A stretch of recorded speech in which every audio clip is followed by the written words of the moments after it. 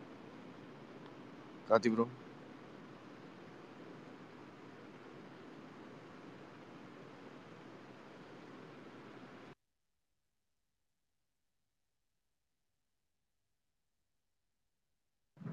மே 16 அந்த டைம்ல இந்தியன் 2 வருதுன்றாங்க, அது கரெக்ட் தானா? இல்லை, அது எல்லாமே எலெக்ஷன் முடிஞ்சோன்னு தான் சொன்னாங்க, தெரியும். ஏன்னா 2 மாசம் தான் இருக்கு, இன்னும் ப்ரொமோஷன்ஸ் எல்லாம் எதுவுமே ஆரம்பிக்கல. அப்போ மேல கஷ்டங்க, மேல வாய்ப்பு இல்லை, ஆகஸ்ட் அந்த மாதிரி ஆயிடும். என்ன ஆர்டர்ல வரும் ப்ரோ இந்த பெரிய பிக்கிஸ்லாம்? ஃபர்ஸ்ட் கங்குவாவா, இது அது தெரியல, தங்கலானா? என்ன படம்? தங்கலாம் ஃபர்ஸ்ட் வரும். ஃபர்ஸ்ட் ராயன் தங்கலான் வரும், தனுஷ் படம் வரும், ராயன் வரும், மேல வந்துடும். அதுக்கப்புறம் தங்கலான் வரும். மே மந்த்லேருந்து அந்த மாதிரி தான் வரும். எதுவுமே ஃபிக்ஸ் பண்ணல, எதுவுமே டேட்டு. அப்புறம் ஆகஸ்ட் செப்டம்பர் அந்த மாதிரி படம் வரும். Karthik bro, hi bro. Chiyaan 62 SJ Suryah role பற்றி எதாவது கேட்டிங்களா ப்ரோ? இல்லை ப்ரோ, அவர்கிட்ட பேசி ரொம்ப நாள் இருக்கும், ஒரு 10-15 நாளுக்கு மேலே இருக்கும். பார்த்தா கேட்குறீங்களா? கேட்குறேன். Okay bro.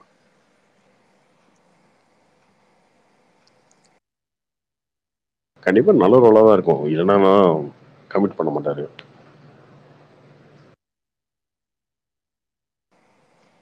அது ரொம்ப சர்ப்ரைஸ் ஃபேக்டராக இருந்தது அது அவர் ரிவீல் பண்ணது. அதான் எப்படிப்பட்ட கேரக்டராக இருக்குன்னு தெரியல.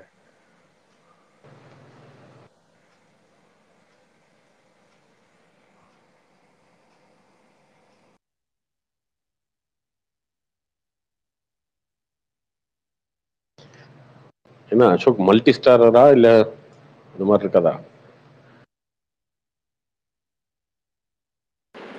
இன்னும் அதெல்லாம் டிசைட் பண்ணல கார்த்திக். இப்போ இனிமேல் தான் அதெல்லாம் பிளான் பண்ணுவார் டைரக்டர்.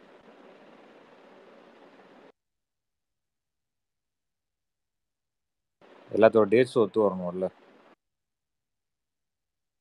ம்.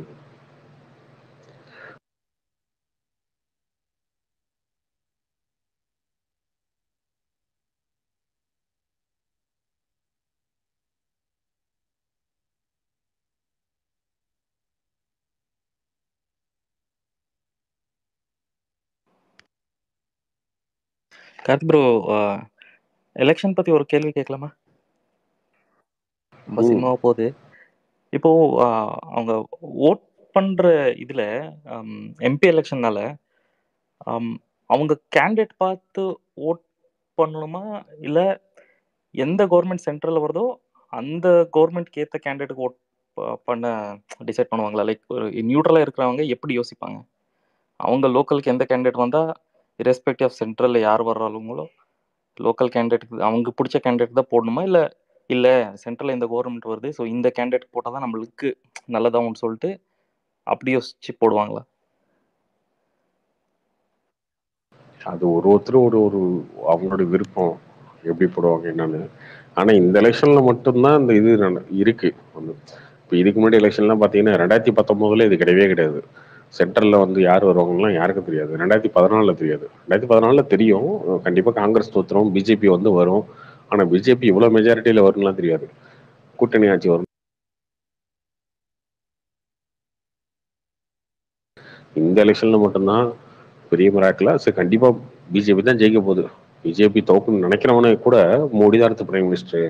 ஆனால் நாங்கள் வந்து தமிழ்நாட்டில் பண்ண மாட்டோம், தமிழ்நாட்டில் வந்து பிஜேபி கால் பண்ணுறோம்னு சொல்லுவாங்களே தவிர ஆறுதலுக்கு அவங்களுக்கே தெரியும் மோடி தான் அடுத்த பிரைம் மினிஸ்டர்னு சொல்லுவோம். அப்படி ஒரு நடக்கிற ஃபர்ஸ்ட் எலெக்ஷன் தான். அதனால இந்த எலெக்ஷன் எப்படி ஓட்டு போடுவாங்க மக்கள் அப்படின்றதெல்லாம் வந்து வெயிட் பண்ணி தான் பார்க்கணும். இது ஒரு கேஸ் ஸ்டடி மாதிரி தான் இந்த எலெக்ஷன். இந்த எலெக்ஷன் வந்து இப்படி ஒரு எலெக்ஷன் நடந்தது இது வரைக்கும் ஃபர்ஸ்ட் டைம் நடக்குது. யார் வின்னர்னு தெரிஞ்சுக்கிட்டு அதுக்கு ஒரு எலெக்ஷன். அது ஆமா. அது இல்ல அப்படிதான் இருக்கு. கிளியரா நேஷனல் ட்ரெண்ட் எல்லாமே சொல்லுது கண்டிப்பா என்டிஏ தான் வருதுன்னு சொல்லிட்டு. ஸோ அதனால ஓட்டிங்ல வந்து அது இன்ஃப்ளூயன்ஸ் ஆவாங்களான்னு, இல்ல ஓட்டர் அப்படி யோசிக்கணுமான்ட்டு. கண்டிப்பா அதுக்கான இன்ஃப்ளூயன்ஸ் பெருசா இருக்கும். ம்.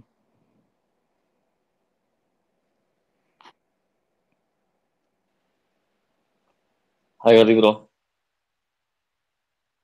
ஹாய் கோபி. அப்புறம் ப்ரோ இன்னைக்கு என்ன டைட் இன்னைக்கு 2 அப்டேட் இன்னைக்கு.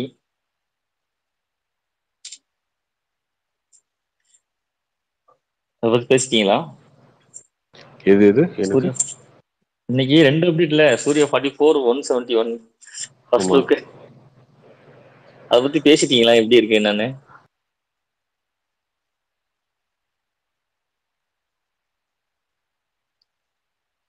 எதுவும் பேசுறீங்களா ப்ரோ? இன்னும் கேட்கல. பேசுற கேட்கலையா? சொன்னது கேட்கல, எது சொன்னீங்களான்னு கேட்டேன். இல்லை இன்னைக்கு வந்து ரெண்டுமே சர்ப்ரைஸா வந்தது தான். ரெண்டுமே திடீர்னு வந்து என்ன சூர்யா படம் ரெண்டுமே 6 மணிக்கு தான் விட்டாங்கன்னு நினைக்கிறேன். ரெண்டுமே 6 மணிக்கு. ஆமாமா, 2மே 6 மணிக்கு தான் வந்திருக்கு.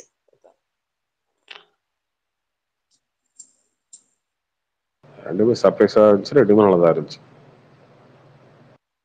Okay okay bro.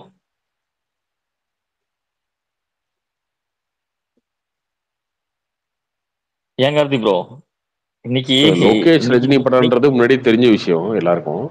அதுக்கு ஃபர்ஸ்ட் லுக் வந்து அடுத்த மாசம் வரப்போகுதுன்றது சொல்லியிருந்தாங்க. பட் இது வந்து யாருமே கெஸ் பண்ணவும் இல்லை, எதுலையுமே கார்த்தி சுப்ராஜ் படம். சொல்லி ரூமர்ஸ் வந்திருந்தா கூட சூர்யான்ற இதே வரல அதுக்குள்ள.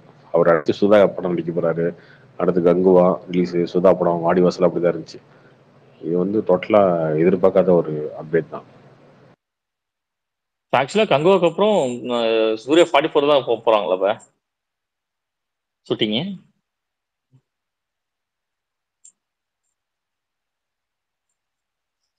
கார்த்தி ப்ரோ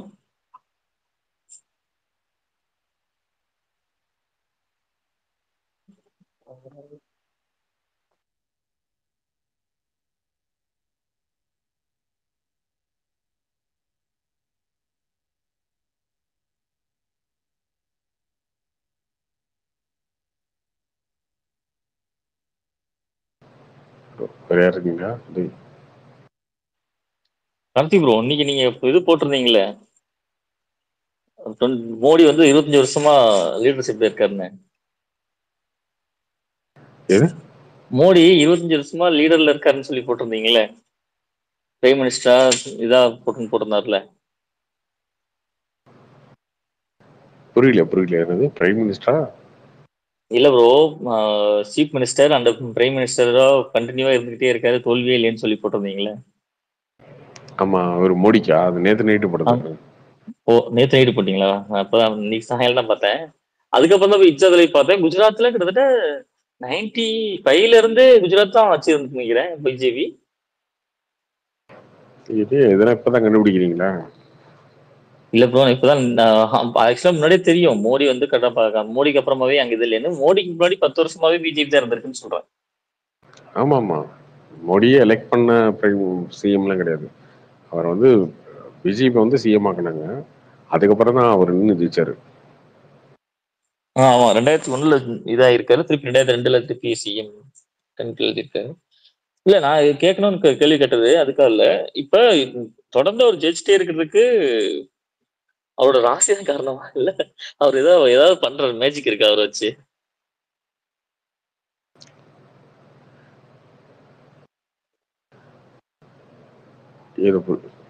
ராசினா என்ன புரியல எனக்கு.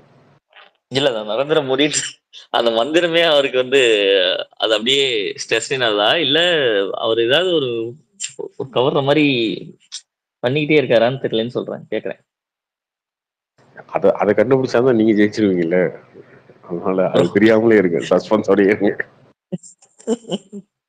இல்ல ப்ரோ, ஆக்சுவலா நான் எப்போதுமே மோடி சப்போர்ட் தான். 2014ல இருந்து பிஜேபியோட இது இல்லைனாலும் மோடியோட இதுல வந்து சப்போர்ட் பண்ணிட்டு இருந்தது தானே.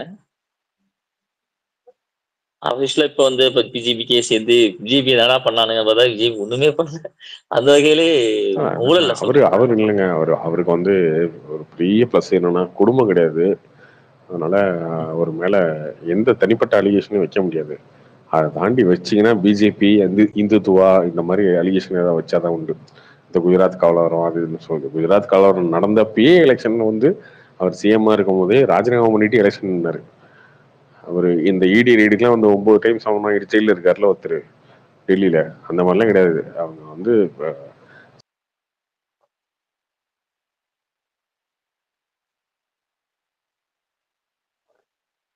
இல்ல அதெல்லாம் கரெக்ட் தான் ப்ரோ. அதெல்லாம் நம்ம ஒரு வாஸ்தா. அதுக்கப்புறம் வந்து எல்லாரும் அவர் ப்ளேம் பண்ணோன்னே ராஜினாமா பண்ணிட்டு எலெக்ஷன்ல திரும்ப நின்னாரு. ஓகே, அதெல்லாம் எதிர இருக்கு. நீங்க தான் ரொம்ப தேட வேணாம். பிபிசி டாக்குமெண்ட்ரின்னு ஒன்று உட்காந்து ஊற்றிட்டு இருந்தீங்களா நீங்க? பிபிசி டாக்குமெண்ட்ரி மோடியை வந்து கிழிச்சிட்டாங்க, தொங்க விட்டுட்டாங்க அப்படின்னு சொல்லி, அந்த டாக்குமெண்ட்ரில தான் இதெல்லாம் இருக்கும். நீங்க எடுத்து எடுத்து திரை கட்டி போட்டுட்டு இருந்தாங்கல்ல, அந்த டாக்குமெண்ட்ரிலேயே இருக்கும். அவர் போய் என்னன்னு ஓட்டு கேட்பாரு. நான் வந்து இதெல்லாம் பண்ணிட்டேன்னு சொல்லி என் மேல பிளேம் பண்றாங்க, நான் அதனால ராஜினாமா பண்ணிட்டு உங்கள்கிட்ட வந்து ஓட்டு கேட்க திரும்ப வந்திருக்கேன், நான் பண்ணிருக்கேன்னா இல்லையான்னு நீங்களே ஓட்டு போட்டு நிறுவீங்க அப்படின்னு சொல்லுவாரு. அந்த எலெக்ஷன்ல தான் அவரு போன டைம் வாங்கினோட அதிகமா சீட் வாங்கி ஜெயிச்சிட்டாரு, ஓட்டு வாங்கி.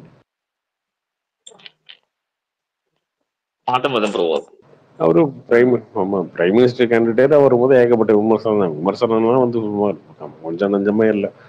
இஷ்டத்துக்கு கூட கூட கட்சியில இருக்கவங்க இப்ப அண்ணாமலை எப்படி விமர்சனம் பண்றாங்க அந்த மாதிரிதான் கூட இருக்கவங்களே விமர்சனம் பண்றது, சின்ன சின்ன விஷயத்துக்கு பேசுறது. அவரு ட்ரெஸ் போடுறாரு, சட்டை போடுறாரு, அவர் வந்து காளான் தின்னு கலர் ஆயிட்டாரு, இப்படிலாம் ஏதாவது விமர்சனம் வச்சுட்டு இருப்பானுங்க. இது எல்லாமே அவருக்கு பாசிட்டிவா வந்துருச்சுங்க, பயங்கர பாசிட்டிவா தான் வந்துருச்சு.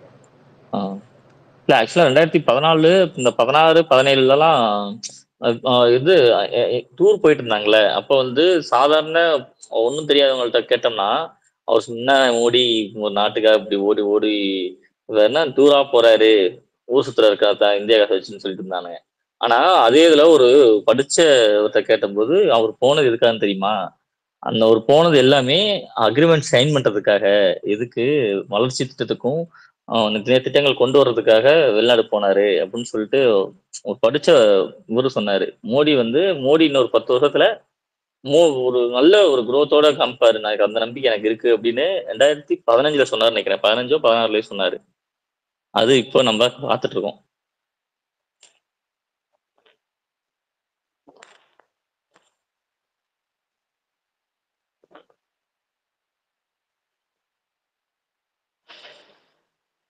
அதெல்லாம் உங்களுக்கு தெரியாது ப்ரோ. அவர் மால்தீவ்ஸுக்கு போறாரு, போட்டோ எடுக்கிறாரு, பீச்சில் வந்து குப்பை அள்ளி போறத போட்டோ எடுக்கிறாரு, வீடியோ எடுக்கிறாரு, போட்டோ ஷூட் பண்றாருன்னு பேசிட்டு இருப்பானுங்க. இது எல்லாமே அவர் ஒரு பிராண்ட் அம்பாசிடர் மாதிரி மாத்திட்டாருங்க இந்தியாவுக்கே.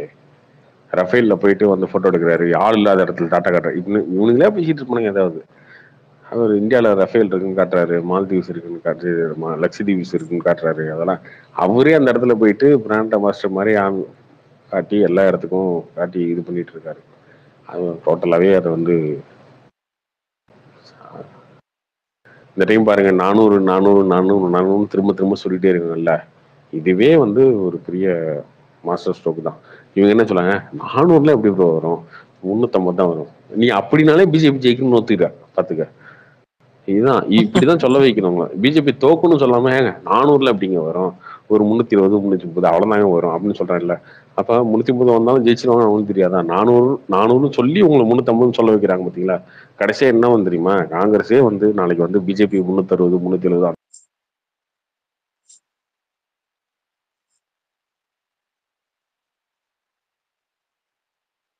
வெற்றி அப்படின்னு பேசுவாங்க.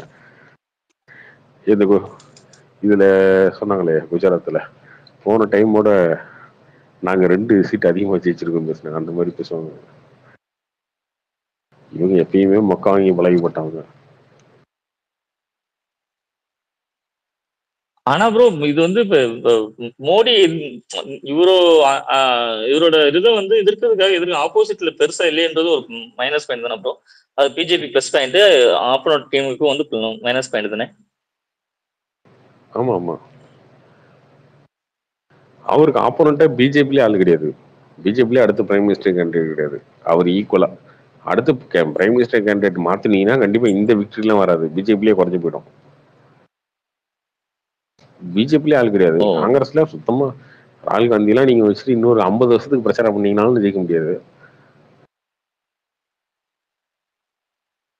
ஏன் ப்ரோ காங்கிரஸ் வந்து ஒரு பெரிய இதுதானே, அவங்க வந்து ஒரு லீடர் தனியா உருவாக்குறதுக்கு காங்கிரஸ் பெரியதுன்னா காங்கிரஸ் பெரியதுன்னா யாருங்க காங்கிரஸ் பெரியது?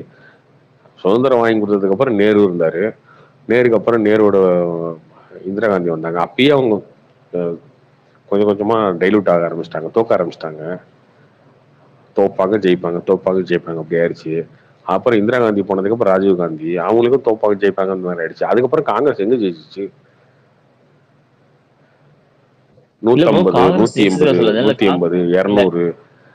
அதுக்கப்புறம் கூட்டணி ஆட்சி. தமிழ்நாட்டுல இருந்து ஒரு 15 எம்பி, வெஸ்ட் பெங்கால்ல இருந்து ஒரு 20 எம்பி, இப்படிதானே ஆட்சி பண்ணிட்டு இருந்தாங்க. அவங்க என்னைக்கு ஜெயிச்சிருக்காங்க? அவங்களும் நேரு காலத்துல இந்திரா காந்தி காலத்தோட முடிஞ்சு போச்சு அதெல்லாம்.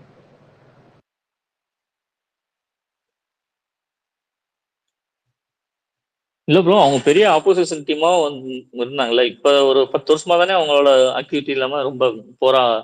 அது ஏற்கனவே பண்ணதை வச்சு உங்க நான் சொல்றது நான் ஊழல் பேசி சொல்லல, இதை பேசி சொல்றேன், கட்சி பேச சொல்றேன். ஒரு பெரிய கட்சியா இருந்து அதை இது பண்ணாங்களே, இப்ப அவங்களால இன்னும் ஸ்டெப் எடுக்க முடியாதுங்களா, இல்ல மாற்று கட்சி தான் வரணும்னு நினைக்கிறேன்னு சொல்றேன்.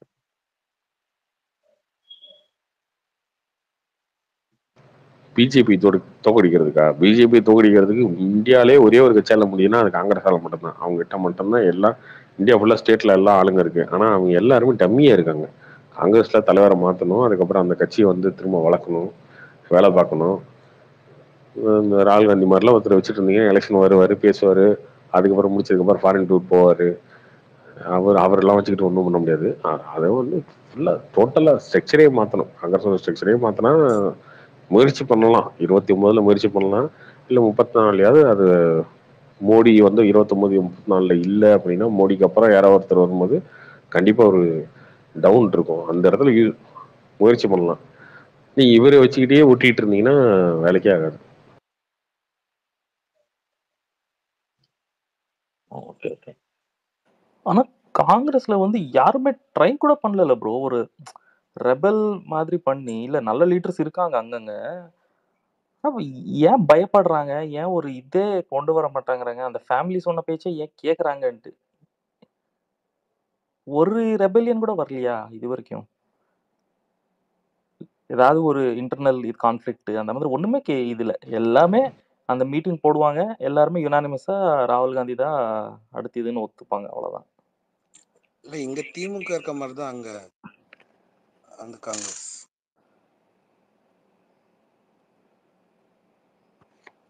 அப்படி என்னதான் இருக்கு அந்த ஃபேமிலி கிட்டன்னு சொல்லிட்டு அவங்களே நொந்து போயிட்டாங்க ப்ரோ. நொந்து போய் டயர்ட் ஆயிட்டாங்க. பாருங்க, அருணாச்சல் பிரதேசல கேண்டிடேட்டே போடலையும் 5 தொகுதியில ஆல்ரெடி அங்க இருக்கிறது 60, 5 தொகுதியில கேண்டிடேட்டே போடல. அப்ப கிளீன் வின் தான். அசம்பிளி நான் சொல்றேன், அசம்பிளி எலெக்ஷன்ல. ஸோ எம்பி எலெக்ஷன் ரெண்டு தொகுதி இருக்குன்னா 2மே பிஜேபி தான் வரப்போகுது. கேண்டிடேட்டே போடல. உத்தரப்பிரதேசல இது வரைக்கும் கேண்டிடேட் அனௌன்ஸ் பண்ணல. ராகுல் காந்தி எங்க நிக்க போறாரு? வயநாட்டில் நிக்க போறாரு. அப்புறம் எதுக்கு நீங்க கூட்டணி சேர்ந்தீங்க? எதுக்கு உத்தரப்பிரதேசல போய் தொகுதி வாங்குனீங்க? அமேத்தி ரேபரேலியில் எதுக்கு வாங்குனீங்க அவங்க கிட்ட? அப்போ அகிலேஷ் யாதவோட கூட்டணி சேர்ந்து நிக்கிறீங்கன்னா அங்க நிக்க வேண்டியது தானே. நீங்க இங்க வந்து நிக்கிறீங்க. இந்த மணி வந்து கழுவி ஊத்துவாரு பிஜேபி. அவரே சொல்றாரு, வைக்கமே இல்லையா உங்களுக்கு? ஐஎன்டி அலைன்ஸ்லயே இருக்க ஒரு கட்சி கம்யூனிஸ்ட், அந்த கட்சி கம்யூனிஸ்டும் காங்கிரஸும் இருக்கிற ஒரு தொகுதியிலேயே வந்து நீ நிக்கிறீங்க அப்படின்னா நான் மோடி ஜெயிச்சிருவேன்னு சொன்னா எவன் நம்புவான் அப்படின்னு அவரே கேட்கிறாரு.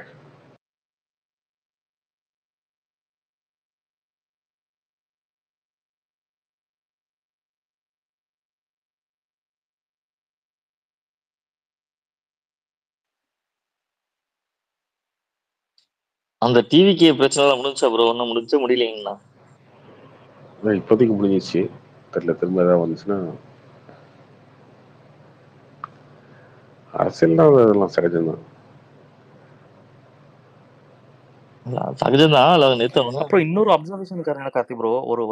ஒரு மந்தா வந்து இந்த ஸ்பேஸ் கேட்டுட்டு இருக்கேன். நிறைய யூடியூப் வீடியோஸ் பார்த்தேன். எல்லாருமே வந்து தமிழ்நாட்டுல வந்து பிஜேபியை எதிர்க்கிறாங்க தவிர அண்ணாமலை வந்து அட்டாக் பண்ண முடியல யாராலையும். அவங்கள வந்து இண்டிவிஜுவலா வந்து யாருமே அவங்க பேசினதை வச்சோ இல்ல அவங்க செஞ்சதை வச்சோ யாருமே அவங்கள ஒரு இண்டிவிஜுவலா வந்து அட்டாக் பண்ணல. மோஸ்ட்லி ஒரு பிஜேபி ஒரு பார்ட்டியாவா எதுக்குறாங்க, அவ்வளவுதான். அதே ஒரு அண்ணாமலைக்கு ஒரு பிகெஸ்ட் பிளஸ்ன்னு நினைக்கிறேன் ப்ரோ. எவ்வளவு நிறைய வீடியோஸ் பார்த்துட்டேன். யாருமே அந்த அளவுக்கு அவங்கள பர்சனலா இறங்கி அட்டாக் பண்ணல. நீங்க எப்படி செஞ்சீங்க, நீங்க எப்படி பேசுனீங்க, இவங்க இப்படி வந்தாங்க, அப்படி எதுவுமே இல்லை. வேற லீடர்ஸ்க்கு வர்ற கிரிட்டிசிசம் கம்பேர் பண்ண கேட்கல என்னது? இல்ல அவங்களுக்கு வந்து இண்டிவிஜுவல் அண்ணாமலை வந்து இண்டிவிஜுவலா யாருமே வந்து கிரிட்டிசைஸ் பண்ணல. பிஜேபி எதிர்க்கிறாங்க. ஆனா அண்ணாமலை வந்து இண்டிவிஜுவலா யாருமே எதிர்க்கல. டைம் பாஸ் பேஸ்ல ஆகட்டும், பொதுவாகட்டும், நான் நார்மலா பார்த்த வீடியோஸ் எந்த கிரிட்டிசிசமே அவங்களுக்கு அண்ணாமலை மேல ஒரு அந்த அளவுக்கு ஸ்ட்ராங்கா யாருமே கொண்டு வர முடியல அப்போசிஷன்ல இருந்து.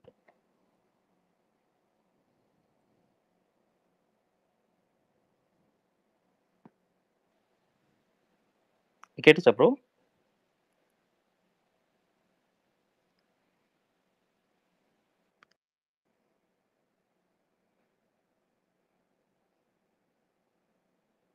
ஹலோ?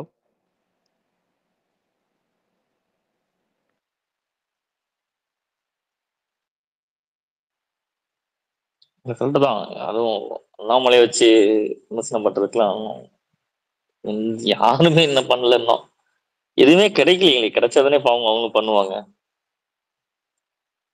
எங்க ஒரு இல்ல நான் அதான் தெரியல. ஸ்பேஸ்ல இவ்ளோ சண்டை போடுறாங்க. இவ்ளோ கார்த்தியை எதிர்க்கிறாங்க, பிஜேபி எதிர்க்கிறாங்க. ஆனா அங்க இருக்கிற ஆள் வந்து அண்ணாமலை. அவர் தானே அந்த கேண்டிடேட். அவரை வந்து யாருமே எதிர்க்கல. அவரை பத்தி யாருமே ஒண்ணுமே பேசல. அவரை அடிக்க மாட்டேங்கிறாங்க. இல்ல அவரை பத்தி அடிக்கணும் அப்படின்னா அதான். ஏதாவது கிடைச்சாதானே அடிக்க முடியும். ஏதாவது அவரும் ஏதாவது பண்ணியிருக்கணும், வந்து அடிக்கணும். அவர்தான் எதுக்குமே கிளீனா இருந்தாங்கன்னா இது வந்து பண்ண முடியும். எப்படி பண்ண முடியும்? அவங்க மேல அலிகேஷன் வைக்க முடியும். அதான் இடையில சொல்லி எல்லாம் பார்த்தாங்க. கையில வந்து வாட்சி எல்லாம் கட்டினீங்க, அதை கட்டினீங்க, இதை கட்டினீங்கன்னு சொல்லி எல்லாம் பார்த்தாங்க. அவர் அதுக்கும் வழக்கு கொடுத்துட்டாரு, அதுக்கும் பில் எடுத்து காமிச்சிட்டாரு. அதுக்கப்புறம் என்ன பேசுவாங்க?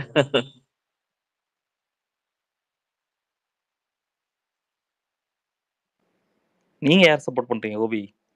ஏதாவது முடிவு பண்ணீங்களா? ஏன் நான் பிஜேபி தான் ப்ரோ. அப்படியா? ஓகே ப்ரோ எனக்கு வந்து ஸ்டார்டிங்ல இருந்து ஏடிஎம்கே முடிக்காது, டிஎம்கே முடிக்காது. நம்ம ஃபர்ஸ்ட் நம்ம இது ஆதரிச்சது தேமுதிக தான். அப்புறம் அவங்களும் இதுல வந்து கூட்டணி வச்சிட்டாங்க 2011. அதுக்கப்புறம் நம்ம வந்து ஆதரிக்கு யாருக்குமே சப்போர்ட்டே பண்ணாம இருந்துச்சு.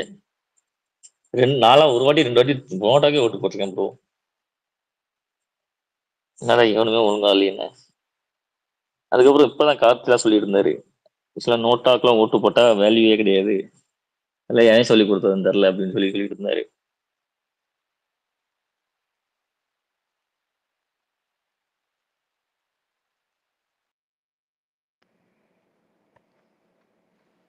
Okay okay. ஐயப்பா அப்படின்னா பக்கா கார்த்திகா? ஆமா ஆமா பக் பக் பக். எப்போ ப்ரோ நல்லா என்ஜாய் பண்றீங்க. மும்பை இந்தியன்ஸோட சுச்சுவேஷன் கரெக்டா அமையுது. எப்படி அமையணுமோ அப்படி அமையுது ஹார்திக்கு 2 மேட்ச்லயுமே.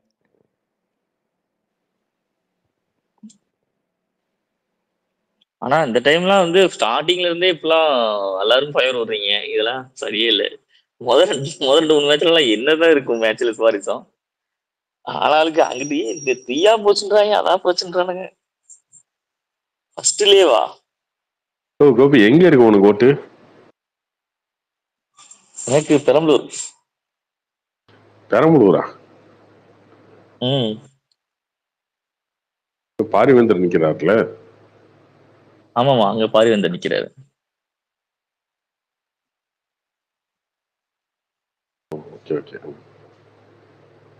ஆனா எனக்கு அந்த பாரிவேந்தர்ன்ற முகத்தை வச்சுட்டாங்க பிஜேபிக்கு ஓட்டு விட மாதிரி எனக்கு தெரியல, எனக்கு டவுட்டாவே இருக்கு.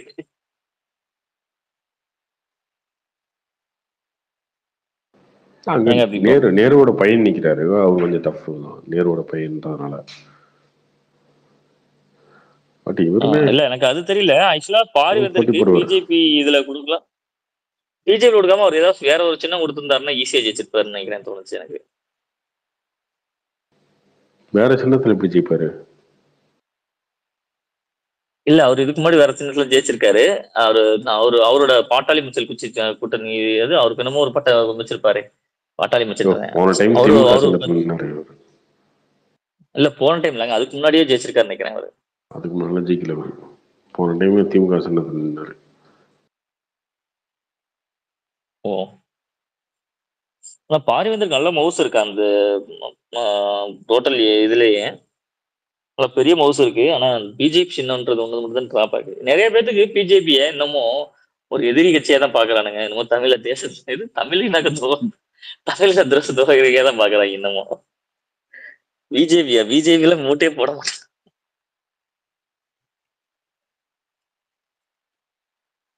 இங்க நான் கோயம்புத்தூர்ல இருக்கலாம் ப்ரோ. இங்க இருக்கும் போதே எனக்கு நான் சொல்றேன் 2 3 பேர்கிட்ட, ஏய் ஒழுங்கு மரியாதையா பிஜேபி ஓட்டு இதுக்கு அண்ணாமலை ஓட்டு போட்டுறான்றேன். பிஜேபி ஓட்டா அதுக்கெல்லாம் வாய்ப்பு இல்ல ராசா அப்படின்றானுங்க. இப்படி என்னவெல்லாம் வெறுப்பு திணிச்சு வச்சிருக்கேன்னு தெரியல ப்ரோ. ம் ஒரு 2014 பாரி வந்தாரு. இப்ப இதுலதான் இருந்தாரு, தாமரையில் தான் இருந்தாரு பிஜேபியில. அப்பயே 2.5 லட்சம் ஓட்டு வாங்கினாரு ப்ரோ.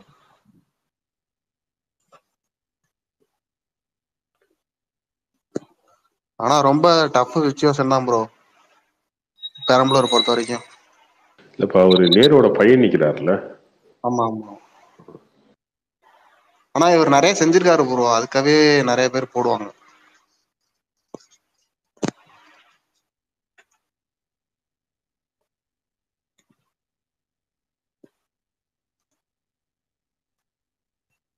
நிறைய செலவு பண்ணிட்டு இருக்காரு ப்ரோ. இப்ப நேத்து கூட எங்க ஊருக்கு வந்தாரு ஓட்டு கேட்க.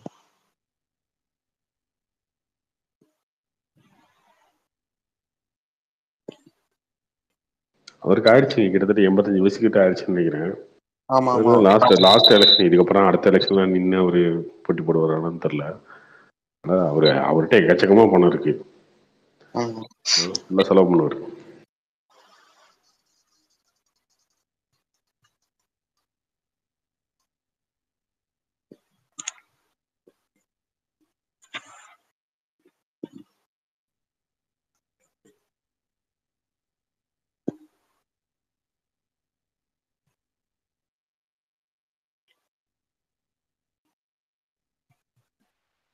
அது ஆடுஜீவிதம் படம் அப்படி இருக்கு. அது மரியான் மாதிரி தான் இருக்கு, ரொம்ப ஸ்லோவா இருக்கு. கேட்டா இவனுக்கு சினிமா லவர்ஸுக்கு பிடிக்குமானுங்க. இப்போ சினிமா லவர் இல்லாம என்ன சினிமா நான் பார்க்கறவங்க சினிமா லவர் தான். ரொம்ப ஸ்லோவா இருக்கு. பிருத்திவிராஜ் நல்லா நடிச்சிருக்காரு, நல்லா இருக்கு. ஆனா ரொம்ப ஸ்லோ. 3 மணி நேரம், கிட்டத்தட்ட 3 மணி நேரம் படம். ஆமா எல்லாருமே எதா சொல்றாங்க படம் வந்து அதான் ஆர்ட் லவருக்குலாம் பிடிக்கிறாங்க. பேத்துக்குலாம் கஷ்டம்தான் அப்படின்றானுங்க. பிரசாந்த் வேற 95 கொடுத்துட்டாரு.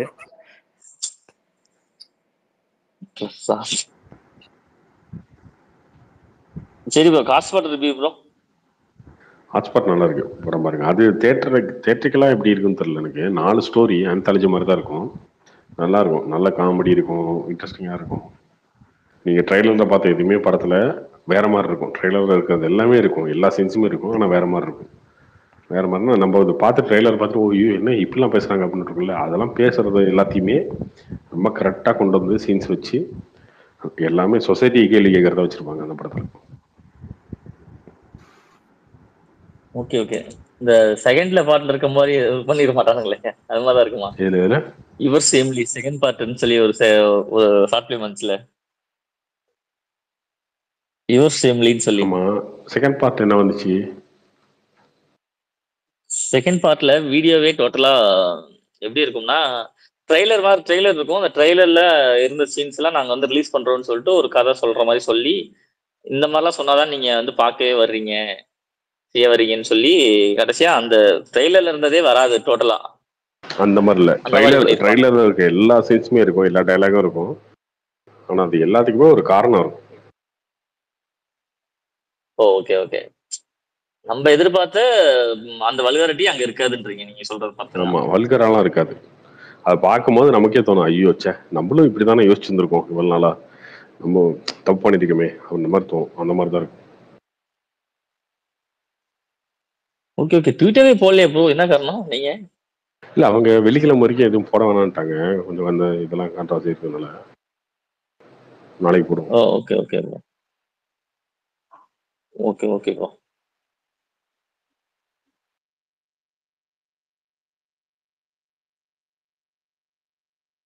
கண்டிப்பா அந்த படம் ஓடிடில வந்ததுக்கு அப்புறம் பாருங்க, நிறைய பேர் பார்த்துட்டு ரொம்ப அப்ரிசியேட் பண்ணுவீங்க அந்த படத்தை.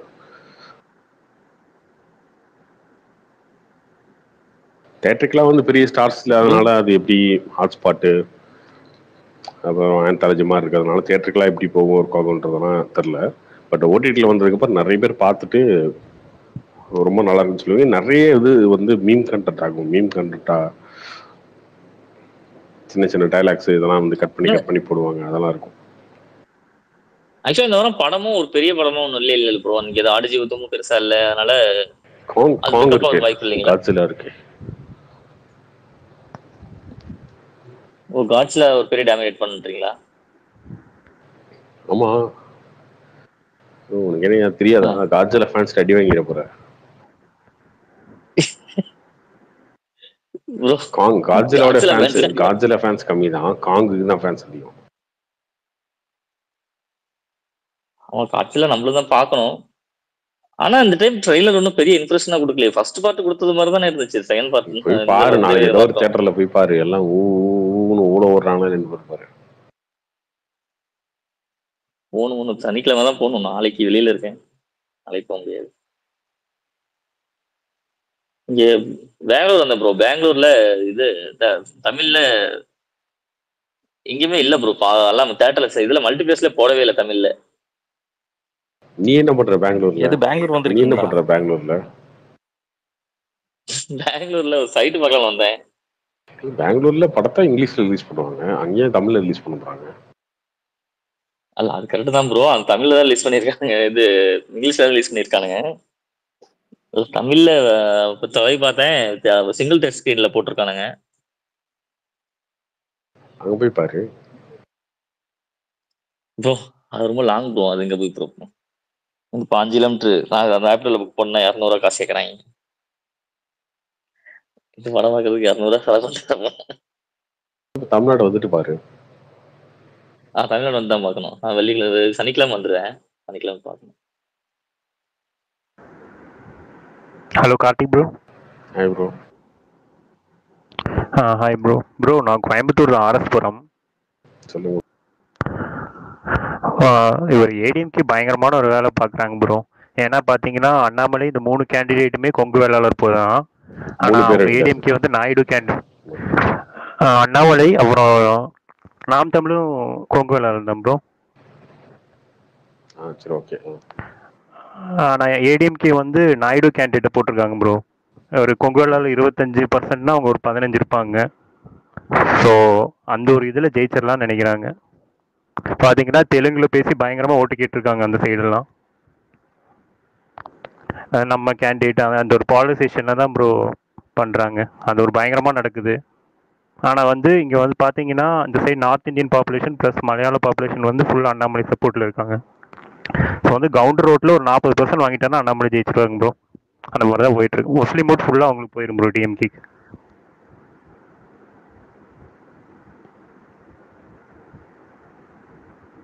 ஸோ வந்து கம்ப்ளீட் இந்த எலெக்ஷன் பாலரைசேஷன் தான் ப்ரோ போவீங்க கோயம்புத்தூரில் கிளியராக தெரியுது. ஏன்னா கிறிஸ்டின் ஓட் முஸ்லீம் ஓட்டில் ஃபுல்லாக முன்னாடியே சொல்லி டிஎம்கேக்கு போட்டுருவாங்க. அதை அங்கேயே அறிவிச்சிருவாங்க மசூதி இதெல்லாம் சொல்லிட்டு. ஸோ அது நாயுடு ஓட்டு வந்து வாங்கணும்னு 10 வருஷமா அதான் நடக்குது. ஏன்னா வந்து இங்கே நாயுடுக்கும் வெள்ளாளர் கவுண்டருக்கும் ஒரு இது இருக்கு ப்ரோ. இங்கே புரியுதுங்களா? அவங்க 2 பேரும் டாமினேட்டிங். ஆனால் எல்லா பதவியும் இங்கே வெள்ளாளர் தான் எடுத்திருக்காங்க. அதனால அவங்களுக்கு ஒரு கடுப்பு இருக்கு. ஸோ அந்த ஓட்டை வாங்கி ஜெயிச்சிடலாம்னு நினைக்கிறாங்க. ஆனால் ஏடிஎம்கே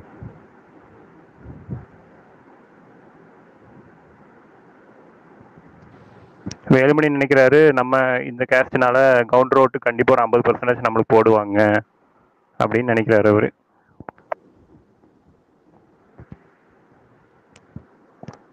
அப்படி போடுறவங்க போன எலெக்ஷன்ல போட்டிருக்கணும்ல. ஒரு போன எலெக்ஷன்ல அவங்க ஒர்க்கே பண்ணல ப்ரோ. கொஞ்சம் கூட ஒர்க் பண்ணல ப்ரோ. பிஜேபிக்கு கொஞ்சம் கூட இங்கே ஒர்க் பண்ணல. அவருக்கு காசு கொடுப்பாங்க எல்லா எலெக்ஷனும், காசு கூட கொடுக்கல. ஓட்டு கூட கேட்கல ப்ரோ. நிறைய ஏரியாவில் வேணுட்டு தான் தோக்கடிச்சாங்க பிஜேபியை. ஓட் ட்ரான்ஸ்ஃபர் கண்டிப்பாக பண்ணல. எல்லா ஏடிஎம்கே கேடரும் டிஎம்கேக்கு தான் ப்ரோ ஓட் பண்ணியிருக்காங்க கோயம்புத்தூரில் போன வாட்டி. எனக்கு தெரிஞ்ச எங்கள் ஏரியாவில் அதான் பண்ணியிருக்கானுங்க. நிறைய பேர் கமலஹாசனுக்கு போட்டான். ஆனால் பண்ணல பிஜேபிக்கு ஓட்டை.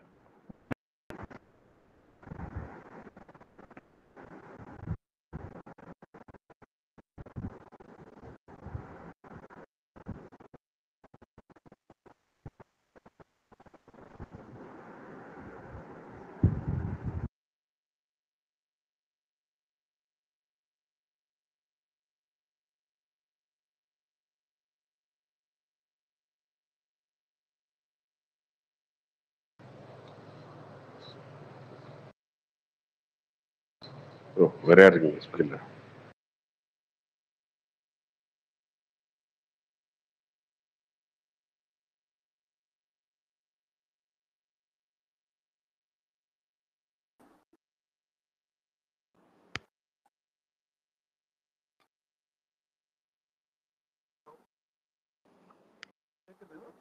ப்ரோ அவர் நிறைய நேஷனல் மீடியாவுக்கு இன்டர்வியூ கொடுக்குறாரு அண்ணாமலை. டைம்ஸ் நவ், ஏஎன்என் நியூஸ்லலாம் ஆல்மோஸ்ட் ஒரு ஒன் ஹவர் மேலே இன்டர்வியூ இருக்குது. அது ஹெல்ப் ஆகுமா தமிழ்நாட்டில், இல்லை லோக்கல் ஏதாவது பண்ணணுமா? லோக் லோக்கல் மீடியாவுக்கு இல்லை லோக்கல் யூடியூப் சேனல்ஸ்? அண்ணாமலை ஒரு 1000 இன்டர்வியூ கொடுத்துருப்பாருங்க. ப்ரெஸ் மீட்டு இன்டர்வியூ எல்லாம் சேர்த்து ஒரு 1000 கொடுத்துருப்பாருன்னு சொல்லுவாங்க இந்த 2 வருஷத்துல 3 வருஷத்துல. ஆமாம், அதெல்லாம் பார்க்கவே இல்லை நீங்கள். நேஷனல் மீடியாவில் மட்டும் தான் கொடுத்துட்ருக்காரு. அது எல்லாமே எல்லாத்துலேயும் எங்கெங்கெல்லாம் கிடைக்குதோ எல்லா இடத்துலையும் பேசிட்டு தான் இருக்காரு. அதெல்லாம் பெரிய அளவில் ஹெல்ப் ஆகும் ப்ரோ. தமிழ்நாடு ஃபுல்லாக ஹெல்ப் ஆகும். அவருக்கான ஓட் பேங்கே பெருசாக கரெக்டாக இருக்குங்க தமிழ்நாடு ஃபுல்லாக. அந்த எலெக்ஷன் ரிசல்ட் வந்தால் தான் உங்களுக்கு தெரியும், பாருங்க. இப்போ அவங்க போவாங்களா? எல்லா எல்லா தொகுதியுமே கவர் பண்ணுவாங்களா as a campaign? Coimbatore focus பண்ணி போவார்.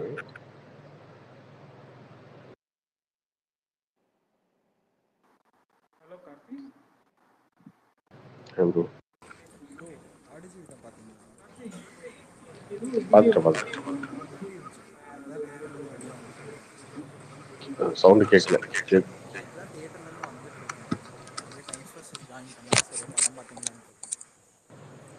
என்ன சொல்றாரு? கேட்கல. ப்ரோ நான் இப்போ தான் தியேட்டர்லேருந்து வெளியே வந்துட்டு இருக்கேன் படம் பார்த்துட்டு. அதான் சரி உங்களுக்கு பிடிச்சிச்சா என்னன்னு கேட்டேன். கேட்குது ஓபி? இல்லை சித்தார்த், நீங்கள் மைக் வந்து எங்கேயோ தூரத்தை வச்ச மாதிரி இருக்கு. ப்ரோ இப்போ கேட்குதா? கேட்கும், ரொம்ப சவுண்டு கம்மியாக கேட்குது. ப்ரோ இப்போ கேட்குதா? இல்லைங்க, மைக் எங்கே வச்சு பேசுறீங்க? ஹெட்செட்ல பேசுவார் நினைக்கிறேன். இது நல்லா ரொம்ப இதா இருக்கு. கேட்கல அவர் பேசுறது. கார்த்தி ப்ரோ, நான் ஒன்று சொல்லணும்னு நினைச்சேன். நீங்க சொன்னீங்களே இந்த டைம் வந்து அண்ணாமலை ஜெயிச்சே ஆகணும், ஜெயிச்சிருவாரு. இன்கேஸ் ஜெயிக்கலன்னா அவர் வந்து அவரை பிஜேபில இருந்து ஓரம் கட்டிடுவாங்க அப்படின்னு சொன்னீங்களே. ஆமா. ஆனா பிஜேபியில இன்கேஸ் அவரு, நான் இதுவும் இதான் சொல்றேன், தோத்துட்டாரு அப்படின்னா, ஆனா ஒரு தனி கட்சி ஆரம்பிச்சாருன்னா ஒரு பெரிய வேல்யூல தமிழ்நாட்டுல அவரு பண்றதுக்கு நிறைய வாய்ப்புல இருக்குல்ல. இப்போ அது தனியாவே கிரியேட் பண்ணிடலாம்ல அடுத்த ஒரு 5 வருஷத்துல. எலெக்ஷன்ல தோத்ததுக்கு அப்புறம் தனி கட்சி ஆரம்பிச்சா யார் வந்து சப்போர்ட் பண்ணுவாங்க? அதெல்லாம் சும்மா ஏதாவது பிஜேபி இல்ல ப்ரோ, நிறைய பேரோட அலிகேஷனே வந்து பிஜேபின்னு சொல்லி அவங்க பிஜேபி மேல தானே ஃபோக்கஸ் பண்றாங்க. இவ அந்த பிஜேபின்ற ஒரு நாட்டை தூக்கிட்டு எடுத்துட்டா அது அவருக்குன்னு ஒரு தனி ஓட் பேங்க் கிரியேட் ஆகுன்னு சொல்லி கேட்கிறேன். அது இல்ல அவரு இப்ப இந்த எலெக்ஷன் நிக்கிறாருல, இப்போ அண்ணாமலையே நம்ம எல்லாமே பெரிய பவரா பார்க்கணும். தமிழ்நாடு அரசியல் வந்து அண்ணாமலை பெரிய ஆளு, அவர் வளர்ந்துட்டாரு, அவருக்கான பெரிய ஃபேன் பேஸ் இருக்கு, அவருக்கான ஓட் பேங்க் இருக்குன்னு நினைக்கிறோம்ல. இந்த எலெக்ஷன்ல ஒருவேளை தோத்துட்டாரு அப்படின்னா எல்லாமே பிரேக் ஆயிடும்ல. அது அவங்க சொன்னது எதுவுமே இல்லைன்ற மாதிரி ஆயிடும்ல. அப்புறம் அதுக்கப்புறம் வந்து எப்படி தனி கட்சி ஆரம்பிச்சு எல்லாம் பண்ணி அதெல்லாம் நடக்குமா? அதெல்லாம் நடக்கவே நடக்காது.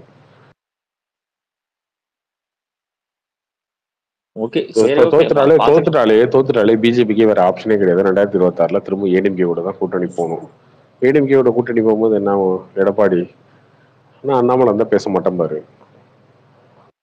அப்ப அந்த இடத்துல என்ன பண்ணுவாங்க? கூட்டணி பேசுறதுக்கு அண்ணாமலையை கூப்பிடாம தமிழிசையோ இல்லை வேற யாரோ அந்த மாதிரி யாராவது வச்சு பேசுவாங்க. அது அந்த இடத்துல இவர் தலைவராக இருந்து இவரால் பேச முடியல கூட்டணி அப்படின்றது இவருக்கும் அசிங்கமா இருக்கும். அந்த கட்சியுமே அதுக்கு ஒரு தர்ம சங்கடம் இருக்கும் அவங்களுக்கு. ஸோ அப்படின்ற இடத்துல என்ன பண்ணுவாங்க? இவர் ஒன்று இவராக ஒதுக்கணும், இல்லைன்னா அவங்களா ஒதுக்குவாங்க. அதை பண்ணுவாங்க. இது எல்லாமே அது நான் சொல்றது ஒருவேளை தோத்துட்டாது, பட் அந்த அளவுக்கு போகவே போகாது. கண்டிப்பா அவர் ஜெயிச்சிடுவாரு, அதுல டவுட்டே வேணாம். மோடி திரும்ப கோயம்புத்தூர் வர்றாரு, கோயம்புத்தூர்ல வந்து திரும்ப பிரச்சாரம் பண்றாரு. ஸோ அவங்க தமிழ்நாட்டில் கோயம்புத்தூர்ல ஜெயிச்சே ஆகணுன்றதுல அவங்க முடிவோடு தான் இருக்காங்க. அண்ணாமலை மட்டும் இல்லை, மோடியுமே. Okay okay. அதான் இது கோயம்புத்தூர்ல நல்ல கிரேஸ் இருக்கு. இப்போ அவங்க சொல்றது மாதிரிலாம் இல்லை. டஃபாவே இருந்தாலும் ஈஸியா ஜெயிச்சிருவாரு அங்க. டஃபே அவ்வளவு கிடையாதுங்க, பேஸ் இருக்கு. டஃபே கிடையாதுங்க. அவர் தாங்க ஜெயிப்பாரு. ஏங்க இந்த வாட்ஸ்அப் யூனிவர்சிட்டி வாட்ஸ்அப் பார்த்துட்டு பேசுறவரு, யாரு கேண்டிடேட்னு தெரியாத டீமுக்கு யாரு இவங்கெல்லாம் வந்து போட்டியாங்க அண்ணாமலைக்கு. என்னங்க காமெடி பண்ணிட்டு உட்காந்துருக்கீங்க. அண்ணன் எடப்பாடி, அண்ணன் வேலுமணி, அண்ணன் எடப்பாடி, அண்ணன் வேலுமணி, அண்ணன் எடப்பாடி, அண்ணன் வேலுமணி. ஏன்னா ஒரு பேட்டியில ஒரு 50 டைம் சொல்லிட்டே இருக்காரு அது திரும்ப திரும்ப. அவரெல்லாம் வந்து அண்ணாமலைக்கு போட்டியாங்க? கிடையாது. வீடியோ பார்த்துட்டு நானும் சிரிச்சுட்டு தான் என்ன பண்றது. அவர் ஒரு யங்ஸ்டர் தான், ஓகே, ஒரு யங்ஸ்டர் தான். பட் ஆனா சும்மா வந்து என்னங்க பழைய அதே திரும்ப அதிமுக அதே பழைய புராணமா, அம்மா அம்மா இதய தெய்வம், புரட்சி தலைவி, தங்கத்தாரகி, அம்மாவின் ஆணைப்படி அப்படின்னு பேசுவாங்களே சட்டசபையில், அந்த மாதிரியே பேசியிருக்காங்க. அண்ணன் எடப்பாடியாரும் அண்ணன் வேலுமணியாரும் இப்படியே பேசிட்டு இருந்தா அப்ப இப்ப ஒரு யங்ஸ்டர் வந்து ஒரு அரசியல் வந்து பேசினா அதுல ஏதாவது மாத்தி பேசினா ஓகே. அண்ணன் எடப்பாடி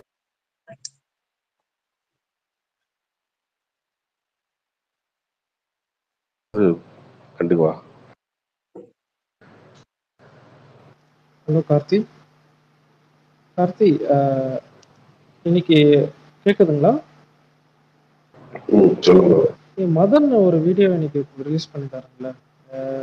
ஓகே, அவரை உங்களோட பாயிண்ட் ஆஃப் யார் ஆப்ரேட் பண்றாங்கன்னு நினைக்கிறீங்க? அந்த மதன் அவர் ஒரு தனியா பண்றதா இல்ல சும்மா சொல்லிட்டு அந்த வீடியோ வந்து ஓகே பயங்கரமா சொல்லிட்டோம் போல இருக்கு. சவுக்கு டுபாகூர் அப்படின்றது தனி டாபிக், ஓகேவா? சவுக்கை பத்தி நீங்க சொல்லவே தேவையில்ல, அது எல்லாருக்கும் தெரியும். ஆனா வீடியோ போட்டு ஏதோ உண்மையிலே ஏதோ காட்ட போறான் போல இருக்கு அப்படின்னு சொல்லி பார்த்தா ஒண்ணுமே காட்டலைங்க இதை கடைசி வரைக்கும். இல்ல அண்ணாமலை அவதூறு, அவர் ஏதோ லிங்க் இருக்கு, அண்டர் கிரவுண்ட் ஏதோ பண்றாங்க அப்படின்னு சொல்லிட்டு இருந்தாருங்களா? ஏதோ காட்டணும்ல. அது 7 மாசம் வீடியோ இருக்குன்றான், ஆடியோ இருக்குன்றான், எதையோ ஒண்ணு காட்ட வேண்டியதானே. எதுவுமே காட்டாம சும்மா இந்த ஒரு குரலி வித்த காட்டுற மாதிரி காட்டிட்டு இருக்கான். இப்ப இந்த பானைக்குள்ள இருந்து பாம்பு வெளில எடுக்க போறோம்னு சொல்றானே தவிர பாம்பு வெளில எடுக்கிறாங்களா பாத்தீங்களா அப்படின்ற மாதிரி தான் இருந்துச்சு. என்ன இருந்துச்சு அதுல? ஒண்ணுமே இல்லைங்க அதுல. அந்த வீடியோல முத்தலீஃப் ஒரு நிமிஷம் இருங்க, நான் பேசுறதுக்கு பேசாதீங்க அப்படின்னு சொன்ன ஒரு வீடியோ இருந்துச்சு. ஓகே, அது வந்து சவுக்கு சொல்லியிருக்கலாம் இயல்பா.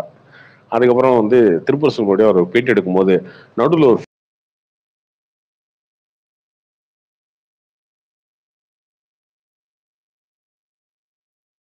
அவர்கிட்ட நீங்க ஒரு 1/2 hour பேசுனீங்கன்னு வச்சுக்கோங்களேன், போய் அவரோட ஆஃபீஸ்ல, அவர் ஆஃபீஸ் எங்க இருக்குன்னா ஸ்ரீசக்தி தேட்டர் இருக்கு இல்லையா, தேட்டருக்கு மேலதான் அவரோட ஆஃபீஸ் இருக்கும். அங்க போய் அவர்கிட்ட அவரு ரொம்ப இயல்பா எல்லாருமே பார்க்கலாம்.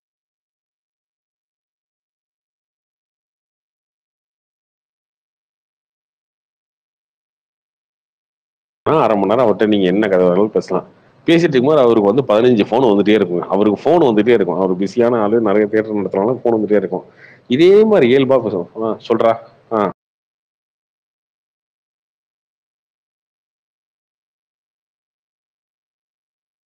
போது ஒரு வீடியோ வந்திருக்கலாம். இதுல என்ன அவர் சொல்லிட போறாரு? அவர் ரொம்ப தெளிவா தான் பேசுவார் எப்பயுமே. அது பாத்தீங்களா, திருப்பூர் சுமணி பேசுறதே ரெக்கார்ட் பண்ணிருக்காங்க. இவனே ஒரு டுபாகூருங்க. இவன் தூக்குறது எதனா அரெஸ்ட் பண்றது எதனா பண்ண என்னைக்கு ஒரு நாள் நான் உள்ளே பிஜேபிக்குள்ளேயே என்ன பண்ணிருக்கேன். அவ்வளவு ஒருத்தே கிடையாது. அவ்வளவு ஒருத்தே கிடையாது. பாட்டிக்கு எது ஒண்ணு பேசிட்டு இருப்போம். இன்னொன்னு வந்து போய் நான் தென் மாவட்டங்கள்ல போய் மைக்ல வந்து இன்டர்வியூ எடுத்தாங்க. அவங்க ஒரு சொல்ல வந்து என்ன சொல்றான், அவனுக்கு எந்த அடிப்படை அறிவுமே பெருசா இருக்காதுன்னு நினைக்கிறான் அந்த பேசுற பையனுக்கு. எங்க முக்குளத்தூர்ல இருக்க எல்லாருக்கும் துரோகம் பண்ணிட்டாருங்க எடப்பாடி அப்படின்னு சொல்றான். அது எடுத்து போட்டா அது அவங்களோட ஸ்டாண்ட் ஆயிடுமா? பட் அவங்களுக்கு வந்து வன்னியர்களுக்கு 10.5% ஒதுக்கீடு கொடுத்தது அவங்க மனசுக்குள்ள இதுதான் இருக்கலாம். ஆனா யார் சொல்றதுன்னு ஒண்ணு இருக்குல்ல. ஒரு பையன் சும்மா ஸ்கூல் போற பையன் மாதிரி இருக்கான். அவன் இந்த வீடியோ எடிட் பண்ணிட்டாங்க, இந்த வீடியோ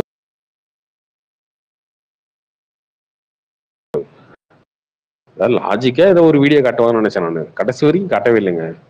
கடைசி வரைக்கும் குரல் வித்தி காட்டு போயிட்டான் வீடியோ ஃபுல்லா. ஆனா அவனை பாத்தீங்கன்னா டிஎம்கேக்கு அண்ணாமலை சசிகாந்த் எந்த ஒரு எதுவும் அண்ணாமலை சசிகாந்த் ஃப்ரெண்ட்ஸ்ன்றான். சசிகாந்த் என்னென்னலாம் பேசியிருக்காரு அந்த கர்நாடகா எலெக்ஷன் டைம்ல தெரியும். அப்படியே இருந்தாலுமே கூட அவர் கட்சி இவர் கட்சி இவங்க 2 பேரும் வந்து பிளான் பண்ணி வந்ததே தமிழ்நாடு அரசியலை மாத்துறதுக்கு தான். அண்ணாமலை வந்து பிஜேபி லீடர் ஆகும்போது பிஜேபின்ற கட்சி இங்க இத்து போன கட்சி, காங்கிரஸ்ன்ற கட்சி செத்து போன கட்சி. இந்த 2 கட்சிக்கும் போய் நான் ஐபிஎஸ் நீ ஐஏஎஸ் நம்ம 2 பேரும் போய் சேர்றோம், நான் பிஜேபியில் சேர்றேன் நீ காங்கிரஸ் சேர்ற, தமிழ்நாடு அரசியலை மாத்துறோம் அப்படின்னு சொல்லி முடிவு எடுத்தாங்கன்னா எந்த முட்டாளான இந்த முடிவு எடுப்பானா? ஆல்ரெடி இதுவே நோட்டா கீழே வந்த கட்சி, அது நோட்டாவே இல்லாத கட்சி.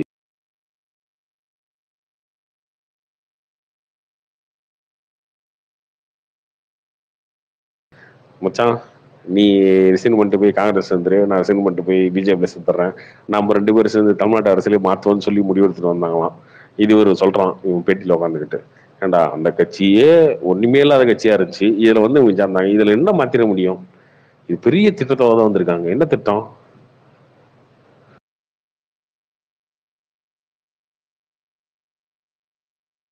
அவன் என்னத்தையோ ஒன்று வாய்க்கு வந்து அடிச்சு விட்டுட்டு இருக்காங்க. சவுக்கு மேல 1008 விமர்சனம் இருக்காங்க.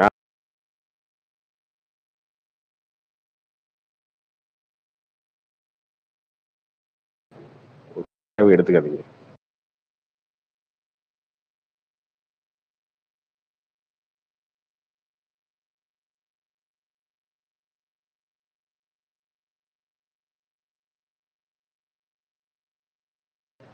சசிகாந்த் செந்தில் வந்து சவுக்கோட மச்சான்றது நீதான் கண்டுபிடிச்சாங்களா யாராவது? அதெல்லாம் வந்து எத்தனை வருஷத்துக்கு முன்னாடி பழைய கதை. அது தெரிஞ்ச விஷயம் தான் எல்லாருக்கும். அதே தான் கண்டுபிடிச்ச மாதிரி பேசிட்டு இருக்கான் சிஐடி மாதிரி.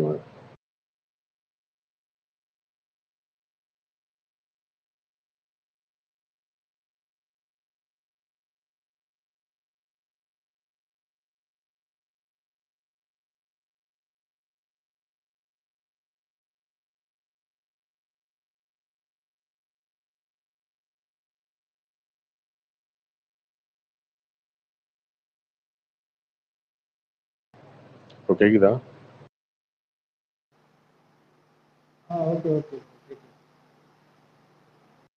அப்புறம் அந்த மதம்லாம் வந்து சும்மா அட்டென்ஷனுக்காக பண்றவங்க, அதெல்லாம் கண்டுக்கவே கண்டுக்காதீங்க.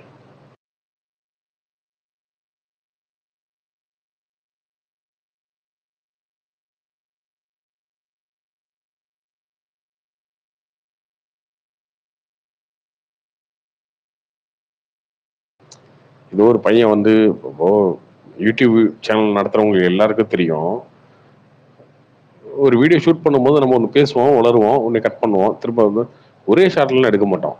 மாற்றி மாற்றி மாற்றி மாற்றி பேசிட்டு அதுக்கப்புறம் நல்ல கரெக்டான ஓகே ஷாட் என்னென்ன இருக்கோ அதை மட்டும் தான் வச்சுக்குவோம். இவன் அந்த மாதிரி வந்து யூடியூப் வீடியோவில் ரஃப் ஃபுட்டேஜ் எல்லாம் எடுத்துகிட்டு வந்து பார்த்தீங்களா இப்படியே உளர்றாங்க, இவெல்லாம் கஞ்சா அடிச்சுட்டு பேசுகிறாங்க, இவனா ஒரு கற்பனை பண்ணிக்கிறது. சரி அதை போடுறவன்ல முழுசா போடணும்ல அந்த வீடியோவை, அதுவும் கிடையாது. எப்பயுமே அந்த வீடியோ எடிட் பண்ணி போடுறவங்க எல்லாருமே டுபா கொடுத்தாங்க. இப்போ இதுல அவனுக்கு என்ன கெயின் இருக்கு? அது பண்றதுனால வெளியிருந்து யாருன்னா இது பண்ணுவாங்க. இல்ல அட்டென்ஷன் இருந்தாலும் எதனா ஒரு கெயின், மணி கெயின் எதனா இருக்கணும்ல. அவதூறு பரப்பணும்னு யாருன்னா காசு கொடுத்து இது பண்ணுவாங்க, இருக்கலாம்ல.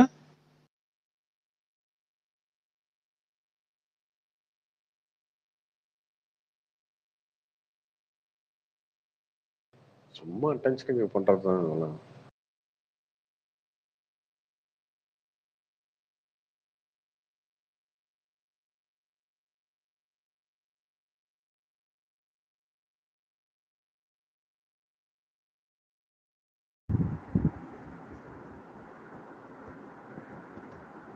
Hello bro.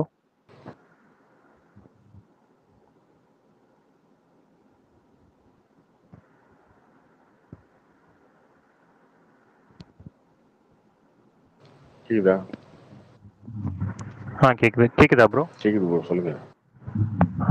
ப்ரோ எங்க ஃபேமிலி ரிலேட்டிவ்ஸ் 18 ஓட்டு இருக்கு ப்ரோ, ஃபுல்லா அண்ணாமலைக்கு தான். சூப்பர், வாழ்த்துக்கள். ஆமாம் ப்ரோ, எல்லாரும் சொல்லிட்டு எல்லாரும் ஏடிஎம்கேக்கு தான் எல்லா எலெக்ஷனும் போட்டிருக்கோம். ஆனா இந்த வாட்டி அண்ணாமலைக்கு தான் 18 ஓட்டம்.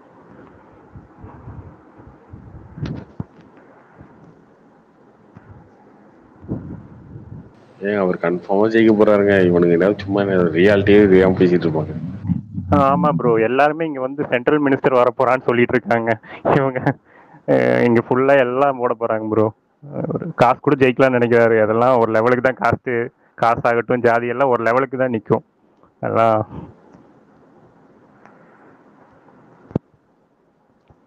கோயம்புத்தூர்ல மற்ற ஒரு மாதிரி இல்லை ப்ரோ. காசு வாங்கி எல்லாம் அப்படி எல்லாம் போட்டுற மாட்டாங்க, வாங்குவாங்க. ஆனா அவங்க என்ன நினைச்சு யோசிச்சு நிறைய விஷயம் பார்த்து தான் போடுவாங்க. அது இல்லாம காசுக்காக ஓட்டு போற கல்ச்சர்லாம் ரொம்ப மாறிடுச்சுங்க. ரொம்ப வருஷம் ஆச்சு, அதில் ரொம்ப மாறிடுச்சு.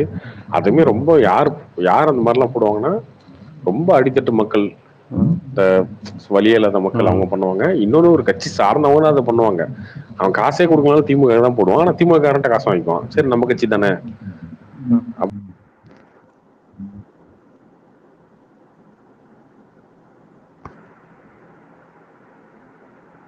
நமக்கு இதுதானே. இவங்களுமே யாருங்க காசு தராங்க? காசு தரவங்க எப்படி தரான்? இவன் சொல்றாங்களே நாங்களாம் பூத்துல ஆள் வச்சிருக்கோம். எதுக்கு பூத்துல ஆள் வச்சு என்ன பண்றானுங்க? யாரெல்லாம் வந்து அதிமுக ஓட்டு போறோம்னு இவங்களுக்கு தெரிஞ்சு அவனுக்கு மட்டும் தான் காசு தருவானுங்க. இவனுக்கு என்னைக்கா போய் திமுக வீட்டுல போய் காசு கொடுத்துருக்கானுங்களா? கிடையாது. இவனுக்கு ஓட்டு போறவங்களுக்கு இவனே காசு கொடுத்துக்கோனுங்க. காசே கொடுத்தாலும் அவன் தான் அங்கதான் போடுவான். காசு கொடுக்கலாலும் அங்கதான் போடுவான். அது காசு கொடுத்தனாலதான் ஓட்டு வந்துருச்சு அப்படின்னு இவனும் நினைச்சிட்டு இருக்காங்க. காசு கொடுத்து ஜெயிக்க விடுதானே போன எலெக்ஷன்ல. என்ன ப்ரோ, வானதி ஸ்ரீனிவாசன் அவங்க வேலை பார்ப்பாங்களா கரெக்டா? என்னமோ அவங்க ஒரு மாதிரி யாருமே வேலை பார்க்க தேவையில்லைங்க. என்னங்க வேலை பார்க்கணும்? என்ன போஸ்ட் அடிக்கணுமா? போஸ்ட் ஓட்டணுமா? பசகாட்சி என்ன பண்ணணும்? எல்லாருமே வந்து என்னங்க வேலை பார்க்கணும்? அவங்க வந்து கேட்கறதுனால யாரோ ஓட்டு போட போறீங்களா? இல்ல அவங்க வந்து கேட்கறதுனால யாரோ ஐயோ அவங்க வரவே இல்லை ஓட்டு போக மாட்டேன் அப்படின்னு சொல்ல போறீங்களா? அது கிடையாது.